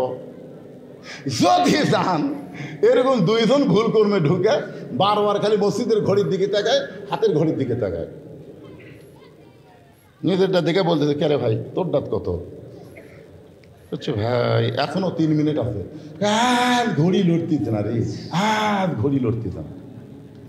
আচ্ছা আপনার বলেন তো, এই 2 লোক আসরের নামাজ পড়ে এসে চা স্টলে 1 ঘন্টা চা খায় আর গল্প করে, একটা বড় কি ঘড়ি দেখছে? কেন দেখল না? মসজিদের মধ্যে গিয়ে বারবার দেখতেছে, আর বাহিরে একবারও দেখে না। কারণ কি? আল্লাহ কেন বললেন বিসসবরি ওয়াস সালাহ? কেন বললেন কদ আফলাহা মান তাযাক্কা ওয়া যাকারা ইসমা রাব্বিহি ফাসাল্লা? কেন বললেন? যারা নামাজ পড়ি তাদেরও জানা দরকার, আর যারা পড়ি না তাদেরও জানা দরকার। জোরে কোনো কথা ঠিক কিনা? হ্যাঁ, বৈশাখ মাসে তাফসীর করতেছেন, আল্লাহ আসমান ভালো করে রাখছে ইয়ার কি মারার জন্যে? আপনার অনেকে মনে করতেছেন হুজুর ফাতেমার এত সুন্দর জীবনে কয়, এত সুন্দর কাহিনী ধরে ওয়াজ করে, আজকে আবার কাহিনী কি হলো? কাহিনী কিসের দরকার? যেটা বলতেছি এইটা একটু মনোযোগ দিয়ে শুনবেন। কি রাজি আছেন? হ্যাঁ, নামাজ পড়ে আল্লাহ কয় নামাজের জোরে ফাহেশাকাত যাবে দূরে, পাক কোরআনের আছে ঘোষণা। এখন আকাম কুকাম নামাজ রোজা একসাথে বান্ধিয়া বোঝা, জাহান্নামে দিয়া সরাওয়ানা। আজও কেন আল্লাহর নামাজ ধরতে পারলা না? ওয়াজ শুরু করতেই এক হাজি সাহেব আমাকে বলতেছে কয়েকদিন আগে, হুজুর এই হাসিনা পলানোর পর থেকে আপনারা তো ওয়াজ ভুলে গেছেন। আমি বললাম কেন? খালি রাজনীতি, খালি রাজনীতি। হাসিনা যতদিন আসলো আপনারা ভালো আছেন হুজুর, এখন ওয়াজ আরো ভুলে গেছেন। কত ভালো ভালো ওয়াজ আপনারা করতেন, আর এখন আসছেই খালি রাজনীতি। আমি বললাম আমি ওয়াজও দেশে রাজনীতি করতে হাই সাহেব, আর আপনি মক্কার যায় রাজনীতি করছেন, আপনি জানেন? হাই সাহেব রাগ করে আমার কাছে আসলো, এতগুলো মানুষের সামনে আপনি কি বললেন? আমি বললাম আপনি মক্কার যায় রাজনীতি করছেন। কেন? আল্লাহর শপথ আমি করিনি। আল্লাহর শপথ পরে কাটেন। আপনি কি বলছেন? লব্বাইক আল্লাহুম্মা লব্বাইক লব্বাইক লা শারিকা লাকা লব্বাইক ইন্নাল হামদা ওয়ান নি'মাতা লাকা ওয়াল মুলক লা শারিকা লাক। আপনি কি বলছেন? হাই সাহেব কইতে এখনো মাঝে মধ্যে বলি হুজুর। আপনি বলেন হাই সাহেব লাকা ওয়াল মুলক লা শারিকা লাক, এর অর্থ কি? তো বলতেছে এর অর্থ তো জানি না হুজুর, খালি আরবি জানি। মানে এর অর্থ হলো রাজনীতির ভিতরে, রাজত্বের ভিতরে একমাত্র আল্লাহ ছাড়া আমি অন্য কাউকে স্বীকার করি না। আপনি হজ করার আগে যে দল করেন কোনো সমস্যা নাই, কিন্তু হজ করার পরে শুধুমাত্র আল্লাহর দল না করলে আপনার হজ আল্লাহ কবুল করেনি, এটা বিশ্বাস করেন। কথা বলেন, কথা বলা লাগবে তো। একটু মনোযোগ দিয়ে শুনবেন। নামাজ, এশার নামাজ হযরত আলী আদায় করার পরে নবীর সামনে দাঁড়িয়ে বললেন, ইয়া রাসূলুল্লাহ, এই দুনিয়াতে 10 জন সাহাবীকে আল্লাহ জান্নাতের সার্টিফিকেট দান করেছে। কয়জন? ওগো আল্লাহর নবী, এই 10 জনের মধ্যে কি আলীর নাম আছে? রাসূল বলেন, আলী তুমি কি শোনো নাই? তাহলে আবার নতুন করে শোনো। 1 নম্বর আবু বকর, 2 নম্বর ওমর, 3 নম্বর ওসমান, 4 নম্বর আলী, 5 নম্বর আব্দুর রহমান ইবনে আওফ, 6 নম্বর জুবাইর, 7 নম্বর তালহা, 8 নম্বর সাদ ইবনে আবু ওয়াক্কাস, 9 নম্বর আবু সাঈদ, আর 10 নম্বর হলো ওবাদা ইবনুল জাররাহ। এই 10 জনই হলো আশারে মুবাশশারা। আলী বলতে তো হুজুর, তাহলে আমার নাম কয় নম্বরে? রাসূল বলে, আলী তোমার চাইতে জ্ঞানী কে আছে? তারপরেও যখন বারবার শুনতে চাও, তোমার নাম হলো 4 নম্বরে।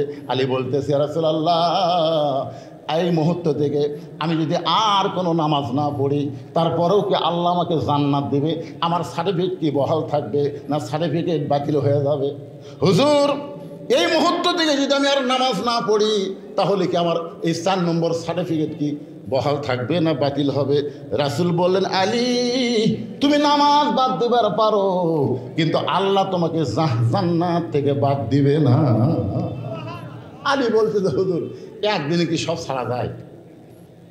একদিনে সব ছাড়া যাবে না। আজ থেকে আমি আর ফজরের নামাজ পড়বো না, কারণ 5 ওয়াক্ত নামাজের মধ্যে ফজর নামাজ পড়তে আমার একটু কষ্ট হয়। আপনাদের কষ্ট হয় নাকি ফজর পড়তে? ফজর কিন্তু বাড়িতে পড়লে চলবে না। 2 ওয়াক্ত নামাজ বাড়ি পড়াই যাবে না, জামাতের সাথে না পড়লে তার মধ্যে মুনাফিকই থাকবে। ধরে কোন কথা ঠিক কিনা? একটা হলো ফজর আর একটা কি এশা। হ্যাঁ, তাহলে আপনারা জানেন। আলী বলতে হুজুর, তাহলে আজ থেকে আমি ফজর পড়বো না। রাসূল বলেন, ঠিক আছে, ফজর যদি নাও পড়ো, এরপরে আল্লাহ তোমাকে জান্নাত দেবে, যাও। হযরত আলী যখন মসজিদ থেকে বাড়ির দিকে যাচ্ছেন, এমন সময় আবু বকর নবীর সামনে গিয়ে বলে, ইয়া রাসূলুল্লাহ, এত বড় বেয়াদবি আলী করলো, এর কান সারাত কি একটা চর দিবার পারলেন না? হুজুর, আপনার সামনে কেমন করে বললো আজ থেকে আর ফজর পড়বো না, এই কথাটা কেন বললো? আপনি কিছুই বললেন না। নবী বলে, আবু বকর, তোমার কানটা আমার মুখের কাছে দাও। আবু বকর যখন কানটা মুখের কাছে দিয়েছে, নবী ফিস ফিস করে বলতেছে, আবু বকর, নামাজ যদি জান্নাতের জন্য হয় তাহলে আলী নামাজ ছাড়া দিবে, আর নামাজ যদি আল্লাহর জন্য হয় তাহলে শোনো, আলী গোটা দুনিয়া ছাড়বে, কিন্তু 1 ওয়াক্ত নামাজ ছাড়তে পারবে না। সবরি অসলা, একটু মনোযোগ দিয়ে শোনেন। নামাজ কার? না জান্নাতের? ইন্না সলাতি ওয়া নুসুকি ওয়া মাহইয়ায়া ওয়া মামাতি লিল্লাহি রাব্বিল আলামিন। বাড়িতে সে প্রতিদিন হযরত আলী এশার নামাজ পড়ে বাড়িতে সে দরজার সালাম দেয়, আসসালামু আলাইকুম ইয়া আহলাল বাইত। কিন্তু সেই দিন দরজাতে সে ডাকতেছে, হাসান হোসেন মা, ও হাসান হোসেন মা, দরজা খুলে দাও। ফাতেমা চুম করছে, কে রে? আমার স্বামী সালাম ছাড়া কোনো কথা কয় না, আর আজকে সালাম বাদ দেয় আমার নাম ধরে ডাকতেছে। দৌড়ে গিয়ে দরজা খুলে বলতেছে, আসসালামু আলাইকুম। আলী বলতেছে, আমার মনে নাই রে। সোনাল্লাহ, প্রতিদিন সালাম দেয়, কিন্তু আজকে ফাতেমা দরজা খুলে যখন বলতেছে আসসালামু আলাইকুম, আলী বলতেছে আমার মনে নাই। ফাতেমা বলতেছে, আপনি মনে হয় কিবা বাদ দেবার চাচ্ছেন, সেই জন্য আল্লাহ এটা কাটাই নিচ্ছে। যারা সুন্নত বাদ দেয়, খালি করলে ফরজ পড়বো, আস্তে আস্তে দেখবেন ফরজও হেরে যায়। ধরে করার কথা ঠিক কিনা? আর যারা নফল সুন্নত সব কিছু তাজিবের সঙ্গে আদায় করে, ধৈর্য নিয়ে নামাজ পড়ে, দেখবেন তার কাছ থেকে কিছু হারে না, বরং আস্তে আস্তে 5 ওয়াক্ত ছাড়াও সে তাহাজ্জুদের মহব্বত শুরু করে। ধরে কথা কর না কেন? হ্যাঁ, আর খালি এই সুন্নত না বললে হবে না হুজুর, সুন্নত না বললে হবে না। আরে পাগলা, 12 রাকাত সুন্নত পড়াই লাগবে। 12 রাকাত সুন্নত কয় রাকাত? হিসাব করেন, জোহরের 6 রাকাত, আগে 4 পরে 2, কত হলো? 6। মাগরিবের পরে 2, কত হলো? 8। এশার পরে 2, কত হলো? ফজরের আগে 2, কত হলো? এই 12 রাকাত সুন্নত পড়াই লাগবে। এইগুলো অনেক ছেলেরা পড়বার চায় না। যতদিন নামাজ কায়েম না হবে ততদিন সুন্নত পড়ে লাভ কি? আরে পাগলা, কায়েম হওয়ার আগে যদি তোমার মৃত্যু হয়ে যায়, পড়ার দরকার আছে না নাই? এই ছেলেরা কি কি মনে করতে চায়? বিসবরি ওয়াস সালাহ, একটু ভালো করে শুনবা। ফাতেমা বলতেছে আপনিও হয় কিছু বাদ দিবার চাইলেন। আলী বলতেছে ফাতেমা আজকে ফজরের আজান দিলে খবরদার আমাকে যেন ঘুম থেকে ডাক দিও না। তোমার বাবার কাছে স্বীকার করেছি আজ থেকে ফজর পড়বো না, ফজর না পড়লেও আল্লাহ আমাকে জান্নাত দিবে। ফাতেমা মুস্কি মুস্কি হাসতেছে। হযরত আলীর এই কথা শুনে ফাতেমা মুস্কি মুস্কি হাসতেছে। হাসার কারণ হলো দুনিয়ার সবচাইতে স্বামীকে যিনি বেশি চেনে তিনি হলেন তার বিবি। স্বামীকে যিনি সবচাইতে বেশি জানে চিনি সেটাকে বউ। 43 বছর ওয়াজ করি, বিশ্বাস করেন আজ পর্যন্ত আমার বউ কোনোদিন আমাকে হুজুর কয়নি। আমি বইয়ের মুখে হুজুর শোনার জন্য কস কথা 500 টাকা লোট বাইর করে হাতে দিয়ে বললাম তাহলে একবার হুজুর কও, একবার হুজুর কত দেখি বইয়ের মুখে হুজুর শুনতে কেমন লাগে। আর বউ মুচকে মুচকে হাসে। হাসো কেন? বলে জনগণ আপনাকে চিনে না এই জন্য হুজুর কয়। কিন্তু আমি তো আপনি চিনি, আপনি মালটা কি হুজুর হয় এত সহজ নয়।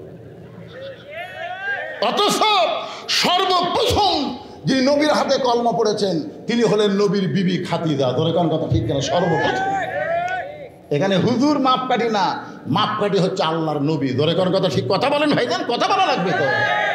ইটা ধরছে উটা ধরছে, 7 তরিকা 20 তরিকা কি নবীর তরিকা তোমার পছন্দ হয় না?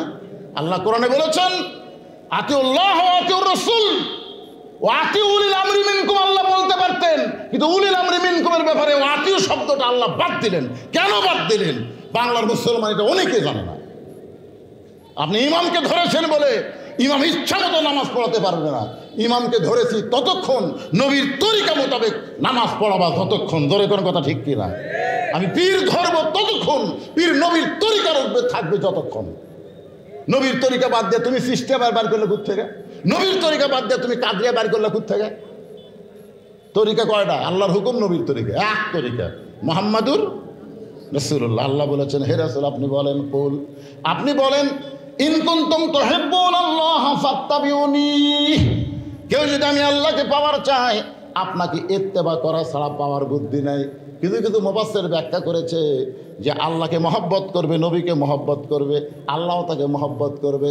এখানে মহব্বতের কথা বলা হয় নাই, এখানে ইত্তেবার কথা বলা হয়েছে। আল্লাহ নবীকে সবচাইতে বেশি মহব্বত করেছে নবীর চাচা আবু তালেব। এরপরও আবু তালেবকে আল্লাহ জাহান্নাম দেবে, কারণ নবীকে ইত্তেবা করে নাই, মহব্বত করছে। আমরা নবীকে মহব্বত করব, নবীর প্রতি দরুদ পড়ি, নবীর সালাম করি মিলাদের ভিতরে, কিন্তু নবীর সমাজ গড়ার কাজে অনেকের দ্বন্দ্ব মনে বাজে। ধরে কোন কথা ঠিক কিনা?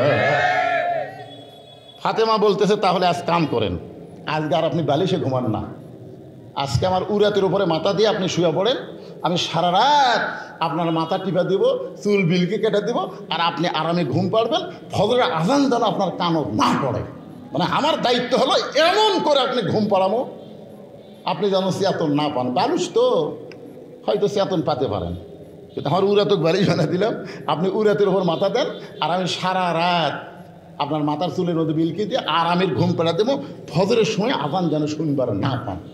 এ কথা ফাতেমা বলার কারণ হলো ফাতেমা আলীকে চিনে, আলী তাহাজ্জুদের নামাজ পড়ে, আর যে তাহাজ্জুদের নামাজ পড়ে তাকে ফজরের আজান লাগে না, আজানের আগেই আল্লাহ তাকে তুলে দেয়। ধরে কথা কন না কেন? ফাতেমার উরাকে বালিশ বানায় হযরত আলী ঘুমায় গেছে। তাহাজ্জুদের সময় অমিনাল্লাইলি ফাতাহাজ্জাত বিহি নাফিলাতাল লাক। রাসূল বলেছেন 5 ওয়াক্ত নামাজ হলো ইবাদত, আর তাহাজ্জুদের নামাজ হলো মহব্বত। সাহাবারা বলেন হুজুর ইবাদত আর মহব্বত এই দুইটার মধ্যে তফাৎ কি? রাসূল বলেন ইবাদতের বিনিময়ে মানুষ জান্নাত চায়, আর মহব্বতের বিনিময়ে মানুষ জান্নাতের মালিক আল্লাহ চায়। আপনার বলেন তো আপনার কি চান? আল্লাহ চান না জান্নাত চান? আল্লাহর দরকার আছে? জান্নাত পাইলে আর আল্লাহর দরকার আছে? এক বান্দা আছে নামাজের সেজদায়, আল্লাহ ডাক দেয় বলে তুই যতই নামাজ পড়ার সেজদা কর, তাহাজ্জুদের যতই নামাজ পড়ার সেজদা কর, ঠিকানা হলো জাহান্নাম। যেই বলছে জাহান্নাম, সঙ্গে সঙ্গে মাথা তুলে বলতেছে আলহামদুলিল্লাহ। আল্লাহ বলে এই পাগলা, তোকে আমি জাহান্নামের খবর দিলাম, তুই আলহামদুলিল্লাহ বললি কেমনে? পাগলা বলতেছে আল্লাহ এতদিন মনে করতাম আমার জায়গা নেই, কিন্তু আজকে আমার বিশ্বাস হয়ে গেল আমার একটা জায়গা আছে, তুমি আমাকে জাহান্নাম দিবে। আল্লাহ বলে জাহান্নাম মানে? আল্লাহ আমি তো জানি তুমি জান্নাত বানাইছো, তুমি জাহান্নাম বানাছো, আর তোমার বানানো জাহান্নামে আমার মতন পাগলের যে জায়গা হবে, এতে আলহামদুলিল্লাহ। আল্লাহ বলে পাগল জাহান্নামে গেলে তুই পুড়ে যাবি, তোর কষ্ট হবে। পাগল বলতেছে আমার কষ্ট হবে, আমি পুড়ে যাব, তাতে আপনার কি? আমার যদি কষ্ট হয়, আমি যদি পুড়ে যাই, তাতে আপনার কি? আল্লাহ বলে পাগল রে, আমার মহব্বত কলিজার মধ্যে দিয়া কেউ যদি জাহান্নামের মধ্যেও যায়, আমি জাহান্নামকেও জান্নাত বানায়া দিব। তাহলে আমাদের ধরতে হবে কাকে? তাহাজ্জুদের সময় হইতে আলী মাথা উঠে বলতেছে ফাতেমা তুমি ঘুমাওনি? না না, আপনি তো আমার উরাতকে বালিশ বানায় ঘুমিয়ে গেছেন, তো উঠলেন কেন? তাড়াতাড়ি তাড়াতাড়ি ঘুমান। আরে পাগলি, তোমার বাপের কাছে কয়ে আইছি ফজর পড়বো না, তাই বলে তাহাজ্জুদ ছাড়বো নাকি? তোমার আব্বার কাছে বলে আইছি যে আমি আজ থেকে ফজর পড়বো না, তাই বলে তাহাজ্জুদ ছাড়বো নাকি আমি? তুমি কি মনে করছো? অজু করে তাহাজ্জুদের নামাজ পড়তেছে, পড়ার পরে আল্লাহর জিকির ফিকির মোরাকাবার মধ্যেই বেলাল আযান দিচ্ছে। হযরত বেলাল যখন আযান দেয়, রাসূল বলেন শুধু দুনিয়ার মুসল্লির কাম নয়, আল্লাহর আরশ পর্যন্ত বেলালের আযান পৌঁছে যায়। আরে হযরত আলী আযান শোনার সঙ্গে সঙ্গে হাব্বা জুব্বা গায়ে দিয়া মাথায় পাগড়ি পরে মসজিদ দিকে যখন রওনা দেয়, ফাতেমার সামনে দাঁড়িয়ে বলে স্বামী গো, আপনি বলেছেন আমার বাবার কাছে আপনি ফজরের নামাজ পড়বেন না, এরকম চেহারা নিয়ে আযান শোনার পরে আপনি কোথায় যান?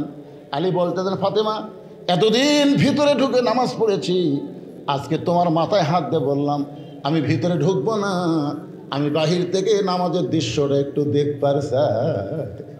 এতদিন ভিতরে ঢুকে নামাজ পড়েছি, আজকে বাহির থেকে দেখতে চাই নামাজ সাহাবীরা কেমনে পড়ে, কারণ নামাজ পড়েছি কিন্তু পড়া দেখি নাই, আজকে বাহির থেকে নামাজ পড়ার দৃশ্যটা একটু দেখবার চাই। ফাতেমা বললেন ঠিক আছে আপনি চলে যান। বাজান সবাই মসজিদে ঢুকতেছে, নামাজের নিয়ত করতেছে, মসজিদ ঢোকার সঙ্গে সঙ্গে আপনি বসতে পারবেন না, 2 রাকাত সুন্নত নামাজ আদায় করবেন, তাহিয়াতুল মসজিদের সুন্নত, তারপরে ফজরের সুন্নত। যখন আমি মক্কা মদিনায় যাই তখন দেখি ওখানকার লোকেরা মসজিদ ঢোকার সঙ্গে সঙ্গে বসে না, আগে 2 রাকাত সুন্নত পড়ে। এটা হলো নবীর সুন্নত, জোরে কান সুবহানাল্লাহ। মহব্বত নিয়ে কতগুলো শুনতে হবে। হয়তো আমি বাহির থেকে দেখতেছেন বারান্দায় একজন সাহাবী 2 রাকাত সুন্নত নামাজ পড়তেছে, ওই সাহাবীর নাম হলো হযরত আবু যর গিফারি। আবু যর গিফারি 2 রাকাত সুন্নত নামাজ পড়তেছে, আলী দেখতেছে যখন রুকুতে গেল ও তো রুকু যাচ্ছে না, সুবহান রাব্বিল আযীম বলে, সুবহান রাব্বিল আযীম বলে আমার আল্লাহর সঙ্গে নিজের কলিজাকে একাকার করে দিচ্ছে, জোরে কান সুবহানাল্লাহ। এই দৃশ্য দেখার পরে আলী আর বাহিরে থাকতে পারে না, আবু যর গিফারির পাশে দাঁড়ায়া ফজরের 2 রাকাত সুন্নত নামাজ আদায় করলো। সুন্নত পড়া যখন শেষ, আবু যর গিফারি আলীর হাতের ওপর হাত দিয়ে বললেন ভাইজান আপনি না কাল এশার নামাজের সময় বললেন আপনি ফজরের নামাজ পড়বেন না, তাহলে আমার পাশে দাঁড়ায় আপনি কি বললেন? আলী বলতে থাকেন ফজর পড়ছি। তুই বল আমি ফজর পড়ছি, আমি ফজরের সুন্নত পড়ছি, আমি কি বলছি ফজরের নামাজ পড়বো না। সর্বমোট 17 রাকাত নামাজ হলো আল্লাহর পক্ষ থেকে নবী পাইছে, সেটা হলো ফজরের 2 রাকাত, জোহরের 4 রাকাত, আসরের 4 রাকাত, মাগরিবের 3 রাকাত, এশার 4 রাকাত। এই 17 রাকাত নামাজের 2 রাকাতই পড়ো না রে, তাই বলে সুন্নত পড়া যাবি না? আবু যর গিফারি মুখ হাত দিয়েছেন। মুখ হাত দেওয়ার কারণ হলো আল্লাহ রাসূল বলেছেন আমি যখন থাকবো না তোমাদের কোনো কিছু যদি দরকার হয় আমার আলীর কাছে জেনে নিও, আনা মাদিনাতুল ইলমে ও আলী ও বাবুহা, আমি হচ্ছি এলেমের শহর, আলী হচ্ছে তার দরওয়াজা, জোরে কান সুবহানাল্লাহ। এই কথা বলার পরে প্রত্যেকটা সাহাবী আল্লাহর নবীর পরেই হযরত আলীকে ওস্তাদের মতন সম্মান করতেন, জোরে কান সুবহানাল্লাহ। আর আবু যর গিফারি ছিল হযরত আলীর অত্যন্ত আপন বন্ধু, অত্যন্ত আপন। কে আপন বন্ধু বোঝেন? যখন ফাতেমা গভীর রাত্রে স্বামীকে বুকের মধ্যে নিয়ে বলতে, স্বামী গো আপনি জানেন আজকে রাত্রেবেলা আমার মৃত্যু হবে, আল্লাহ তাআলা আমার দোয়া কবুল করছে, আজকে রাত্রে আমার মৃত্যু হবে। গাছের গোড়া যেরকম পড়ে যায় আলী তেমনি ফাতেমার বুক থেকে মালিক পড়ে গেলেন। ফাতেমা মুচকি মুচকি হেসে স্বামীর মাথাটা উড়াতে নিয়ে বলতে, স্বামী গো আপনি এত বড় জ্ঞানী হয়ে এত বড় বীর হয়ে আমার মরার খবর শুনলে আপনি কাঁদতে কাঁদতে পড়ে গেলেন, আপনি কি জানেন আমার মৃত্যুর পরে 3টা কাজ আপনার করা লাগবে? আলী বলতে যে ফাতেমা কি কাজ করব? বলে 1 নম্বর কাজ হলো ইনকে দুর্বল হয়ে পড়ে যায় কানলে হবে। 1 নম্বর কাজ হলো রাতের অন্ধকারে আমাকে দাফন করা লাগবে, এটা হলো 1 নম্বর কাজ। 2 নম্বর কাজ হলো আমার জন্য কোনো জানাজার ব্যবস্থা করবেন না। আর 3 নম্বর দায়িত্ব হলো আমার লাশটা খাটনি তুলবেন না, কান্দে করে নিয়ে কবর দেওয়া লাগবে। আমার জন্য আপনার কবর যদি খুঁড়তে কষ্ট হয় তাহলে আপনার একান্ত আপন বন্ধু কেউ যদি দুনিয়াতে থাকে তারে বলবেন সে যেন গোপনে আমার কবরটা খুঁড়ে দেয়, কিন্তু দুনিয়ার কোনো মানুষকে যেন কবরের খবর না দেয়। হযরত আলী চোখ বন্ধ করে চিন্তা করলেন, আমার আপন বন্ধু। ফাতেমা বললেন, আপনার আপন বন্ধু কেউ যদি থাকে গোটা দুনিয়াতে, আমার সবচাইতে আপন বন্ধু হলো আবু যর গিফারি। সবচাইতে আপন বন্ধু। চুপ, মুখ হাত দিয়ে চুপ। আবু যর গিফারি মনে মনে চিন্তা করে, মসজিদের বারান্দা ঢুকা যখন ফজর পড়েছে, ভিতরে ঢুকবি না? দেখা যায় নবীর সামনে মেয়ে ওয়াদা করলে, কথা কয়ে গেলে ফজর পড়বা না, আর তুমি সুন্নত পড়লে। কিছুক্ষণ পরে যখন জামাতের সময় হয়েছে তখন মুয়াজ্জিন আকামত শুরু করছে। মুয়াজ্জিন যখন জামাতের শুরু হয় তখন কি কয়? আকামত দেয় না? আকামতের মধ্যে কিন্তু একই শব্দ 2বার বলে, সেটা হচ্ছে কদ কামাতিস সালাহ। কদ কামাতিস সালাহ যেটা আযানের মধ্যে নেই, আকামতের মধ্যে আছে। আপনারা বলেন ভাই, কদ কামাতিস সালাহ মানে কি? এই কদ কামাতিস সালাহ শোনার পরে কেউ যদি চেয়ারে বসে থাকে আর চেয়ারের পাশের দিকে কেউ ডাকা থাকে, তাহলে এই দুটারই নামাজ হবে না। ওই যে ব্যক্তি চেয়ারের পাশে ডাকা আছে ওই আরো 3 জনক ডাকা লাগবে, ওর ওপর ডাকা ওয়াজিব। আমান আহসানু কওলাম মিম্মান দাআ ইলাল্লাহ ওয়া আমিলা সালিহান ওয়া ক্বালা ইন্নানী মিনাল মুসলিমিন। আরো 3 জনক ডাকা লাগবে, ভাই আসো।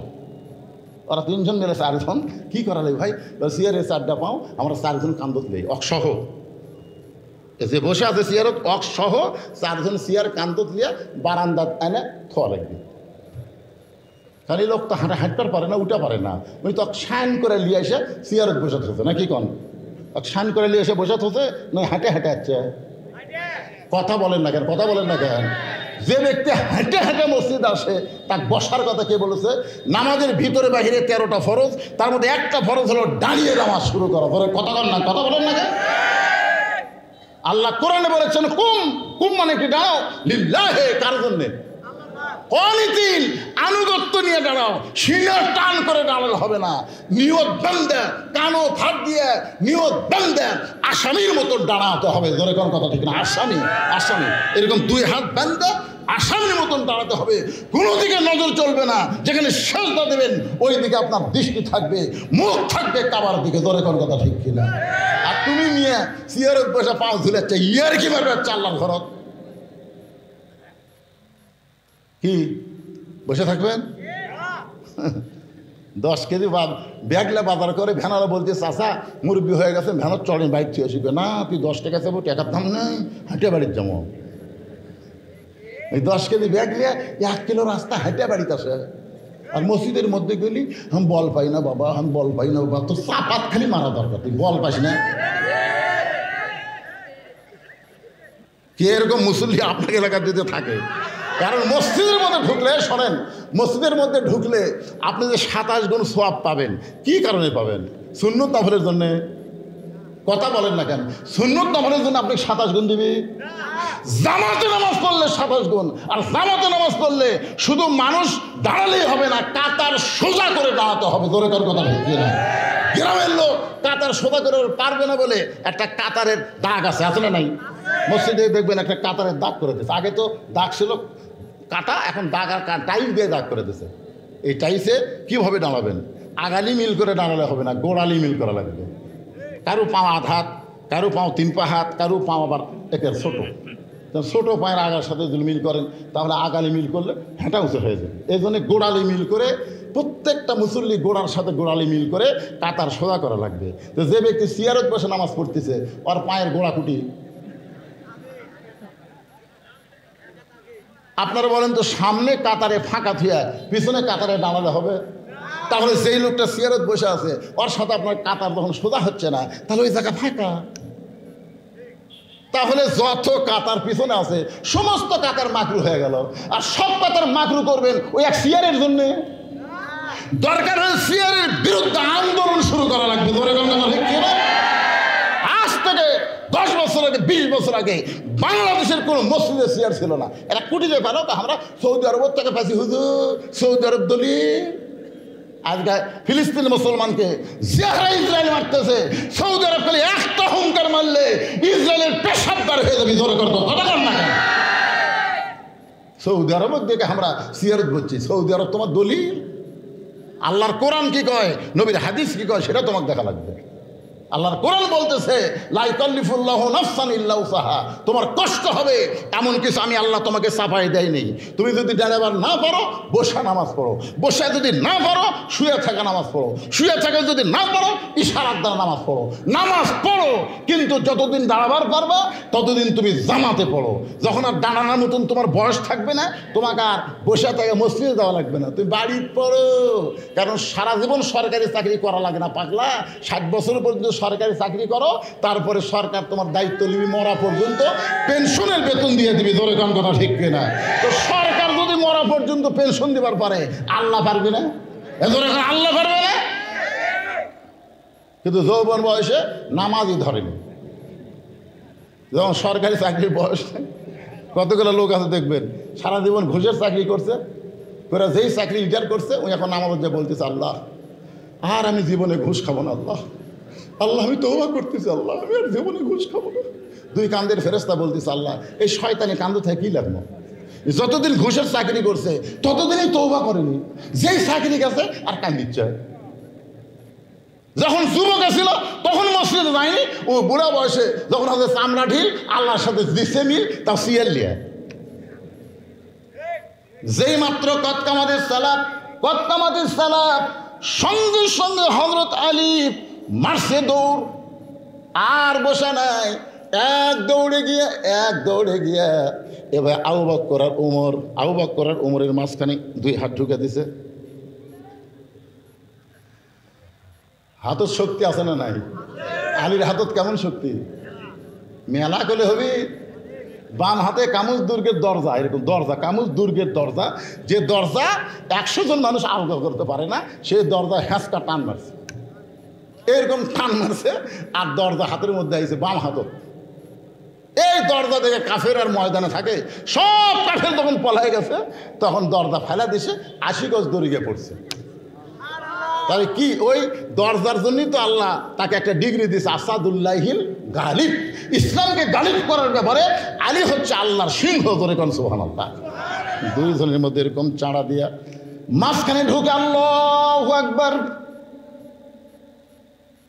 2 ওয়াক্ত নামাজের সালাম ফিরে নবী সাহাবীর দিকে মুখ ঘুরায়। একটা হলো ফজর, একটা হলো আসর। এই 2 ওয়াক্ত নামাজের পরে কোনো সুন্নত নফল নাই, আছে নাকি? আসরের পরে কোনো সুন্নত নফল, সূর্য অস্ত যাওয়ার আগে আসর আদায় করলে আর কোনো নামাজ পড়া যাবে না। আবার ফজরের নামাজের পরে সূর্য উদয় হওয়ার আগে আর কোনো নামাজ পড়া যাবে না। এই জন্য রাসূল সাহাবীর দিকে মুখটা ঘুরাই দেখে ত্রিরত্ন বোঝেন না? 3টা রত্ন, 3 স্টার। আবু বকর খালি মুচকি হাসতেছে। তোর খবর আমি নবীর কাছ থেকে এসার সময় পাইছি রে। সাল্লাল্লাহু আলাইহি ওয়াসাল্লাম। আবু বকর নবী কানে কয়নি? দরকার কইছে কি কয় নাই? আবু বকর মুচকি হাসতেছে। কিন্তু নবী একটু রাগ করলেন। নবী সহজে রাগ করেন না, কিন্তু নবী 2-3 বার রাগ করছেন। একবার প্রথম রাগ করছেন আজান দেওয়ার পরে। কোনো মুসলমান দাবি করে কেউ যদি পুরুষ মানুষ বাড়িতে নামাজ পড়ে, ওই বাড়ির প্রতি আমার এমন রাগ হয়ে যায় আমি যেন হুকুম দেই আগুন দিয়ে বাড়ি পুড়ে দাও। দেখছেন নবী রহমাতুল্লাহ আলামিনের রাগ দেখছেন? এ মরদ মানুষ কুটি নামাজ পড়েন। হ্যাঁ, মসজিদে পড়লে কোনো সমস্যা নাই। যদি কেউ বাড়িতে পড়ে, ওই বাড়ির প্রতি আমি নবী এত রাগ হয়ে যায় আমি যেন বলে আগুন দিয়ে বাড়ি পুড়ে দাও, কিন্তু পুড়ানোর হুকুম দিলাম না। ওই বাড়িতে ছোট বাচ্চা আর নারী থাকে। এখান থেকে বোঝা গেল পুরুষ মানুষ ইচ্ছা করে অলসতা করে জামাত বাদ দিয়ে বাড়িতে নামাজ পড়লে জোরে। পিছনের লোকের আপনাকে রাগ করে আবার শুনতেছেন নাকি বাবান? একটু মনোযোগ দিয়ে শোনেন। আল্লাহ রাসূল একটু রাগ করে আলী বসে কেন? দাঁড়াও। সঙ্গে সঙ্গে হযরত আলী দাঁড়িয়ে গেছে। রাসূল বলে, আলী সমস্ত সাহাবীর সামনে তুমি আমাকে বলেছ একবারে সব বাদ দেওয়া যাবে না, আজ থেকে ফজর বাদ দিলাম, আজ থেকে ফজর বাদ দিলাম। তুমি ফজর বাদ দিয়ে চলে গেলে, আবার সবার সামনে কাতারে আবু বকর ওমরের মাঝখানে তোমাকে দেখতে পাই। আলী রে, যে লোকটা বললাম ফজর বাদ দিলাম, সেই লোকটা আবার সামনে কাতারে আদায় করলা। এটা যতক্ষণ তুমি না বলবা ততক্ষণ পর্যন্ত তুমি বসতে পারবা না। ওই যে দাঁড়াইছো দাঁড়ায় তোমাকে থাকতে হবে। আলী ছোট বাচ্চার মতো শুধু কাঁদতেছে, ছোট বাচ্চার মতন কান্দে। রাসূল বলে, আলী কেন কাঁদতেছ? আলী বলতেছে, রাসূল আল্লাহ, আমি বহু চেষ্টা করেছি নামাজ বাদ দিব, কিন্তু আমি নামাজ ছাড়তে চাইলে কি হবে? নামাজি আমাকে ছাড়ে না। সঙ্গে সঙ্গে নবী আলীর কপালে একটা চুমা দেবেন। আলী রে, এই নামাজ জান্নাতের জন্য নয়, এই নামাজ হলো আল্লাহর জন্যে। আর আল্লাহর জন্য যখন কেউ নামাজ আদায় করবে, তার জন্য আর কোনো কিছুই লাগবে না। ওই নামাজই তাকে যাবতীয় বেহুদা খারাপি ফাহিশা কাজ থেকে হেফাজত করে দিবে। এখন আমাদের বাংলাদেশে মুসলমান শতকরা 92%। শতকরা কত ভাগ? নামাজি কত ভাগ? এখন আমার কয়, হুজুর আপনাকে যদি বেনামাজে ভোট না দেয়, কারণ আপনারা গেলেই তো নামাজের বিল পাস করবেন, আর বেপরদা মেয়েরা যদি আপনাকে ভোট না দেয়, তাহলে আপনারা ভোট পাবেন। আমি চিন্তার মধ্যে পড়ে গেলাম, কারণ হিসাব করে দিকে আমাকে এলাকার বেনামাজি বেশি আর বেপরদা বেশি। প্রত্যেকটা মেয়েদের কানে কানে বলতেছে, ওই দলক যান ভোট দিস না। ওরা ভোট পায় কিন্তু পর্দার আইন ফরজ, পর্দা মানা ফরজ আইন চালু করে দিবি, তখন কিন্তু বাড়ির থেকে আর বাড়াক পারবো না, এখানে বস্তার মধ্যে বন্দি থাকবো, খবরদার ওই মার্কার যান মারিস না। আমি সেই মায়েদের জন্য বলতেছি, মা শোনেন শোনেন, যারা পর্দার অঞ্চলে বসে আছেন, আদম আলাইহিস সালামকে আল্লাহ জান্নাত থেকে বের করে দিচ্ছেন। আদম বলতেছে, আল্লাহ আমি জানি আমার কোনো দোষ নাই, আমি জানি। আল্লাহ বলে, আমিও জানি।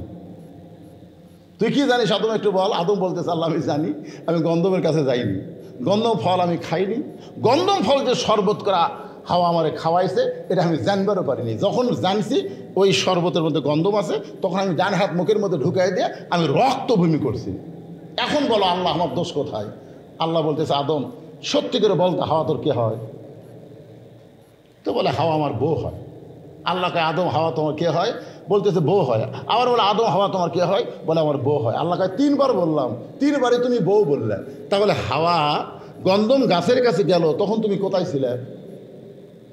আদম কয়, আল্লাহ আমি তো খেয়াল করিনি। আচ্ছা, হাওয়া যে গন্ধম ফাড়া খাইলো, শয়তান ওয়াজ শুনলো, শয়তানে যখন হাওয়া ওয়াজ শুনলো, সার জলসা জি বাংলা যখন হাওয়া জাতিরা দেখলো, তখন তুমি কোথায় ছিলে? শয়তান ওয়াজ বোঝেন না? শয়তান ওয়াজ বোঝেন না? বোঝেন না? ভারতের কোনো চ্যানেল বাংলাদেশে চলতে দেওয়া? ভারত হলো মুসলমানের শত্রু। এই ভারত হলো মুসলমানের শত্রু। বাবরি মসজিদ ভাঙ্গে ভারত মুসলমানের কলজার মধ্যে হাত দিয়েছে। গত সপ্তাহে, এক সপ্তাহে 150টা মসজিদ ভারত ভাঙ্গা দিছে, প্রায় 200 মাদ্রাসা ভাঙ্গা দিছে। ধরে কোন কথা ঠিক কিনা? এই জন্য আল্লাহর ওলি বলতো, বাংলাদেশের জনগণ যখন গাছের গোড়ার ঢোকা মারবি, তখন দিল্লির মামু বাড়ি গিয়ে পড়বা। ধরে কোন কথা ঠিক কিনা? সব দিল্লিত গেছে। যা বাজান, কথা প্রসঙ্গ আসতেছে, আমি আপনাদের সামনে বলতেছি, একটু মনোযোগ দেবেন। কেন আল্লাহ বললেন আস্তাইনু বিসসবরি ওয়াসসালাহ ইন্নাল্লাহা মাআস সাবিরিন? আমি আল্লাহর কাছে তোমরা যা চাইবা আমি দিয়ে দিব, কিন্তু ধৈর্য আর নামাজের মধ্যে চাওয়া লাগবে। আল্লাহ বললেন, কদ আফলাহা মান তাযাক্কা ওয়া যাকারা ইসমা রাব্বিহি ফাসাল্লা। মসজিদ দৌড়ে গিয়ে তুমি নামাজি হতে পারবে না, তোমার মনটাকে মসজিদ তৈরি করা লাগবে, তারপরে তুমি নামাজি হতে পারবা। বাজান, এই বাংলাদেশে এখন না বেনামাজের সংখ্যা বেশি, বেপরদার সংখ্যা বেশি। আমার মায়েরা শোনেন, আল্লাহ বলতেছে, আদম যাও, দুনিয়ায় যাও, যে অপরাধ করেছো, যে ভুলটা করেছো, এই ভুলের শাস্তি দুনিয়ায়। আদমকে আল্লাহ ফালাই দিলেন শ্রীলঙ্কায়, আর হাওয়াকে ফালাই দিলেন জেদ্দায়। বহু বছর পর তওবা কবুলের পরে স্বামী স্ত্রী দুইজন আরাফার ময়দানে যখন একত্র হলো, বহু বছর পরে আদমের কলিজায় আল্লাহ প্রেম দিল। সঙ্গে সঙ্গে আদম হাওয়াকে বুকের মধ্যে জাপটে ধরবে। আল্লাহ বলে, আদম এই ফাঁকা জায়গায় তুমি হাওয়াকে বুকের মধ্যে নিবার পারবা না, কারণ হাওয়াকে আমি তৈরি করেছি জান্নাতের ঘরের মধ্যে। হাওয়াকে তৈরি করছে কোথায়? জান্নাতের ঘরের মধ্যে। আদমকে আমি আল্লাহ তৈরি করছি মাটি দিয়া, আর মাটির উর্বর শক্তি হলো বাহিরে। ঘরের মধ্যে যত সারকোল দিয়ে গাছ লাগান, ঘরে কিন্তু গাছ হবে না। ওই বাহিরে ফাঁকা জায়গায় গাছ লাগান, গাছটা কিন্তু আপনার ভালো হবে। মাটি যত বাহিরে থাকবে মাটির শক্তি তত বেশি হবে। আর হাড় থাকবে ভিতরে। আপনি কোনো অ্যাক্সিডেন্ট করার পরে যদি আপনার দেহের একটা হাড় বের হয়ে যায়, আপনি বলেন তো ডাক্তারকে হাড় বাহিরে রাখে না অন্য জায়গার গোস্ত কাটারা হাড় ঢাকা দেয়? কি করে? অন্য জায়গার বস্তু দ্বারা হাড় ঢাকা দেয়, কারণ হাড় ভিতরে যত থাকবে। এই জন্য আল্লাহ বলেছেন হাড়ের জাতিকে, আমার মায়েদেরকে লক্ষ্য করে আল্লাহ বললেন, অকরনা ফি বুয়ুতিকুন্না ওয়ালা তাবাররুজনা তাবাররুজাল জাহিলিয়াতিল উলা। রে মেয়েরা, তোমরা পর্দার মধ্যে থাকো, তোমরা বাড়ির মধ্যে থাকো, তোমরা বাহির হও না। কোনো প্রয়োজনে যদি বের হও, হেজাব নিয়ে পর্দা নিয়ে বের হবা। পর্দার মধ্যে মেয়েরা যত থাকবে, মেয়েদের তত সৌন্দর্য আল্লাহ বাড়াইয়া দিবে। যেই বাড়িতে পর্দা নিশি নারী আছে দেখবেন, ওই বাড়িতে পুরুষের কণ্ঠ শোনা যায়, নারীর কণ্ঠ শোনা যায় না। আর যেই বাড়িতে বেপর্দা নারী আছে, ওই বাড়িতে পুরুষের কণ্ঠ শোনা যায় না, নারীর কণ্ঠ শোনা যায়। কারণ নারী এমনভাবে পুরুষের সাইজ করছে, পুরুষ আর কথাই কয় না। এরকম মরদ আছে না নাই? জোরেখানে আছে না নাই? দেখবেন বাপ মায়ের বিরুদ্ধে কথা বলতেছে, বাপ মায়ের বিরুদ্ধে ছেলের সামনে কথা বলতেছে। হিরো আলম এদিক দিয়ে ভালো। হিরো আলমের খবর জানেন? হিরো আলম খালি ওর বাপ মরার সময় ওর বউ দেখবার যায়নি। ওই কাছে বাপ মরলে বাপ পাওয়া যাবে না, মাও মরলে মাও পাওয়া যাবে না, কিন্তু বউ যদি সকালে মরে বিকালে বিয়ে করা যাবে। বউ ছাড়া দিলে বউ পাওয়া যাবে, বউ মরে গেলে বউ পাওয়া যাবে। কিন্তু আমার বাপ মরে গেছে, যে বউ হওয়ার বাবুক দেখবার আসেনি, সেই রিয়ামণিকে আর আমি আমার ঘরে রাখবো না, আমি তালাক দিয়ে দিলাম। হিরো আলম সব দিক দিয়ে হিরো বারে, দেখছেন? সব দিক দিয়ে হিরো। বাবুক দেখবার যায়নি আর বউ তালাক দিছে। আর আমাদের কতগুলো মরদ আছে কথাই পায় না। বউ আসে একেবারে মুখের সামনে দাঁড়িয়ে, দেখবেন যেদিন আপনার বাপ মায়ের বিরুদ্ধে কথা বলবে, সেদিন দেখবেন একটু পিঠা ভাজবি, পাকান ভাজবি নিয়ে আসে আপনার সামনে দিয়ে, আপনার পায়ের বুড়ে আঙ্গুল টানবি, মাথা এরকম টিপবি। কে গো এরকম কেন? তোমার পায়ের তলে আমার জান্নাত গো, তোমার খেদমত করে আমি একটু জান্নাত হতে পারছি। আসলে স্বামীর পায়ের তলে জান্নাত না, এটা ভুয়া কথা। জান্নাত শুধু একজনের পায়ের তলে, সেটা হলো মা। মা ছাড়া অন্য কারো পায়ের তলে জান্নাত নাই। তো এখন খেদমত করতেছে, তোমার খেদমত করে একটু জান্নাতে যাওয়ার চাই, কিন্তু আমার ভাগ্যে নাই।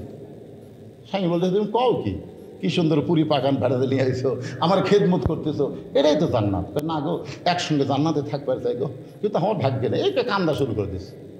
স্বামী কয়, কী হলো কান্দো খেল? আপনি তোমাকে বলে লাভ নাই। স্বামী মাথা হাত দেখে, তোমার কি হয়েছে গো কও? না বলবো না। তোমার বলে কি হবি?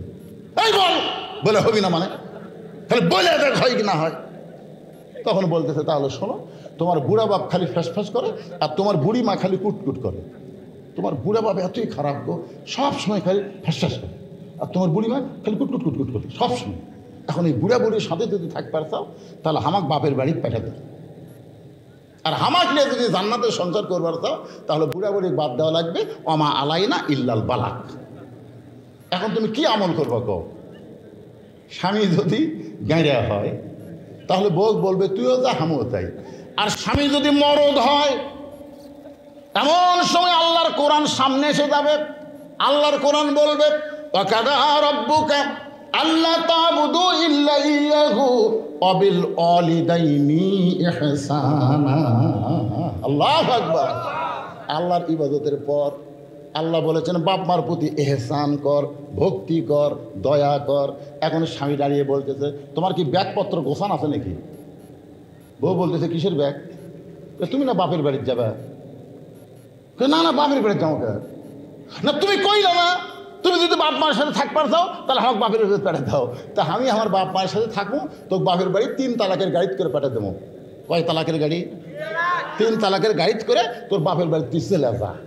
তখন স্বামী বউ এসে দৌড়ে এসে পাঁচ ধরে বলতে, স্বামী গো আসলে তুমি আল্লাহর ওলি গো, আপনারা বলেন তো, যেই বাড়ির মরদ মানুষ এরকম করে শক্ত থাকবে, সেই বাড়ির মেয়ে মানুষ জোরে কথা বলবে? জোরে কথা বলতে পারবে না। আসুন 3 নম্বর আয়াতের আলোচনা করতেছি। ওয়ালা তাকুলু লিমান ইউকতালু ফি সাবিলিল্লাহি আমওয়াতুন বাল আহইয়াউ ওয়ালাকিন লা তাশউরুন। আল্লাহর রাস্তায় যারা জীবন দিবে, উকিল এসে বলতেছে আপনি হলেন একটা দলের প্রধান, আপনি হলেন একটা দলের প্রধান, খালি রাষ্ট্রপতির কাছে বাঁচার দরখাস্ত করেন, রাষ্ট্রপতি আপনাকে যদি মাফ করে আপনার আর ফাঁসি কার্যকর হবে না। আল্লাহর বান্দার নাম হলো মতিউর রহমান নিজামী। ধরে বলেন নাম কি? মতিউর রহমান নিজামী মুস্কি মুস্কি হাসতেছে। উকিল বলে হাসেন কেন? বলে তুমি কি জানো ও উকিল, আমি 3 জন প্রেসিডেন্টকে ক্ষমতার থাকা অবস্থায় মরা দেখছি। একটা হলো বঙ্গবন্ধু শেখ মুজিবুর রহমান, প্রেসিডেন্ট থাকা অবস্থায় মারা গেছে। একটা হলো জিয়াউর রহমান, প্রেসিডেন্ট থাকা অবস্থায় মারা গেছে। আর একটা হলো জিল্লুর রহমান, প্রেসিডেন্ট থাকা অবস্থায় মারা গেছে। প্রেসিডেন্ট থাকা অবস্থায় যারা মরে তাদের কাছে কেউ জীবন ভিক্ষা চাবে না, দরকার হলে ফাঁসির কাস্টে যাব, কিন্তু রাষ্ট্রপতির কাছে দরখাস্ত লিখবো না। উকিল বলে এই গুয়ার্কের কারণে আপনার ফাঁসি হবে। আল্লাহর ওলি বলতেছে ফাঁসি হবে কিন্তু আমার মৃত্যু হবে না, ফাঁসি হবে কিন্তু আমার মৃত্যু হবে না। আল্লাহ বলেছেন বাল আহইয়া ওয়ালাকিন লা তাশউরুন। আল্লাহর রাস্তায় অন্যায়ভাবে যাদেরকে হত্যা করা হয় তাদেরকে তোমরা মৃত্যু বলো না, আমি আল্লাহ বলতেছি তারা জীবিত।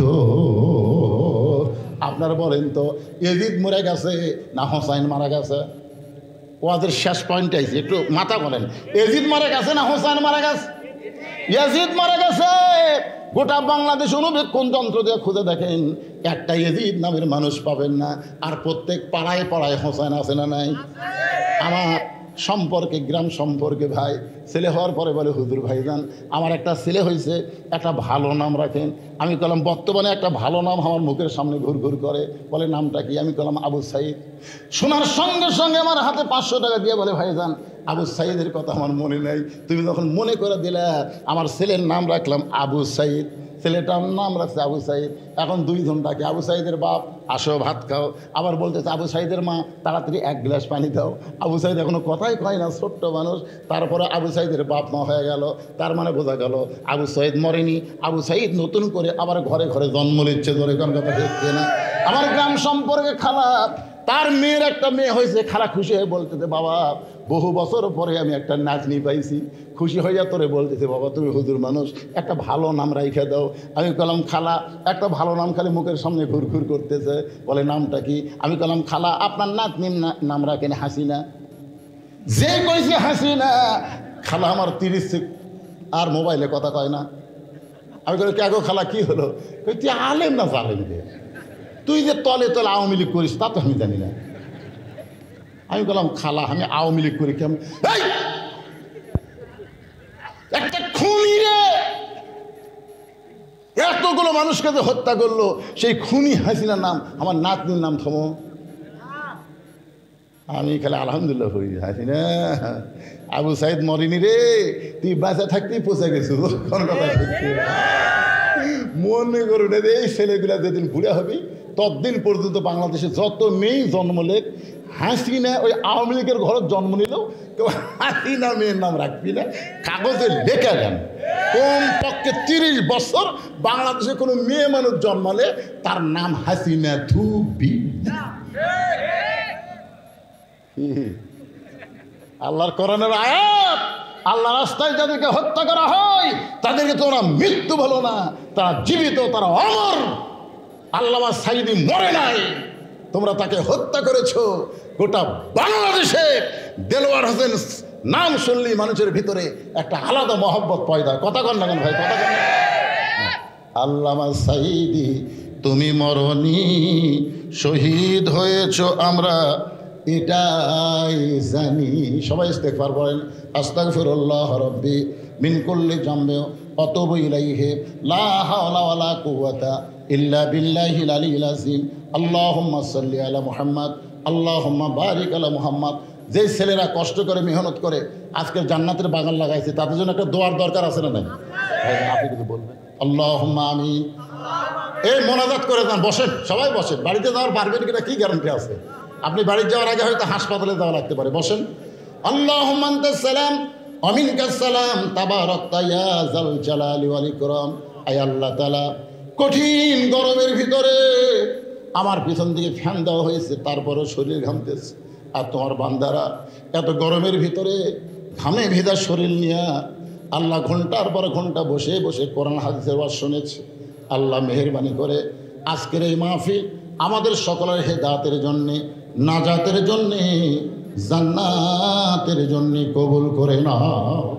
এই মাহফিলের শুরু থেকে শেষ পর্যন্ত যত আলোচনা হয়েছে আল্লাহ, এর মধ্যে যদি ত্রুটি হয়, ভুল হয়, মাফ করে দাও। এর হাদিয়া মঞ্জুর করো। সোনার মদিনায় নবী পাকের রওজা মুবারকে আল্লাহ কবুল করে নাও। তামাম আম্বিয়ায়ে কেরাম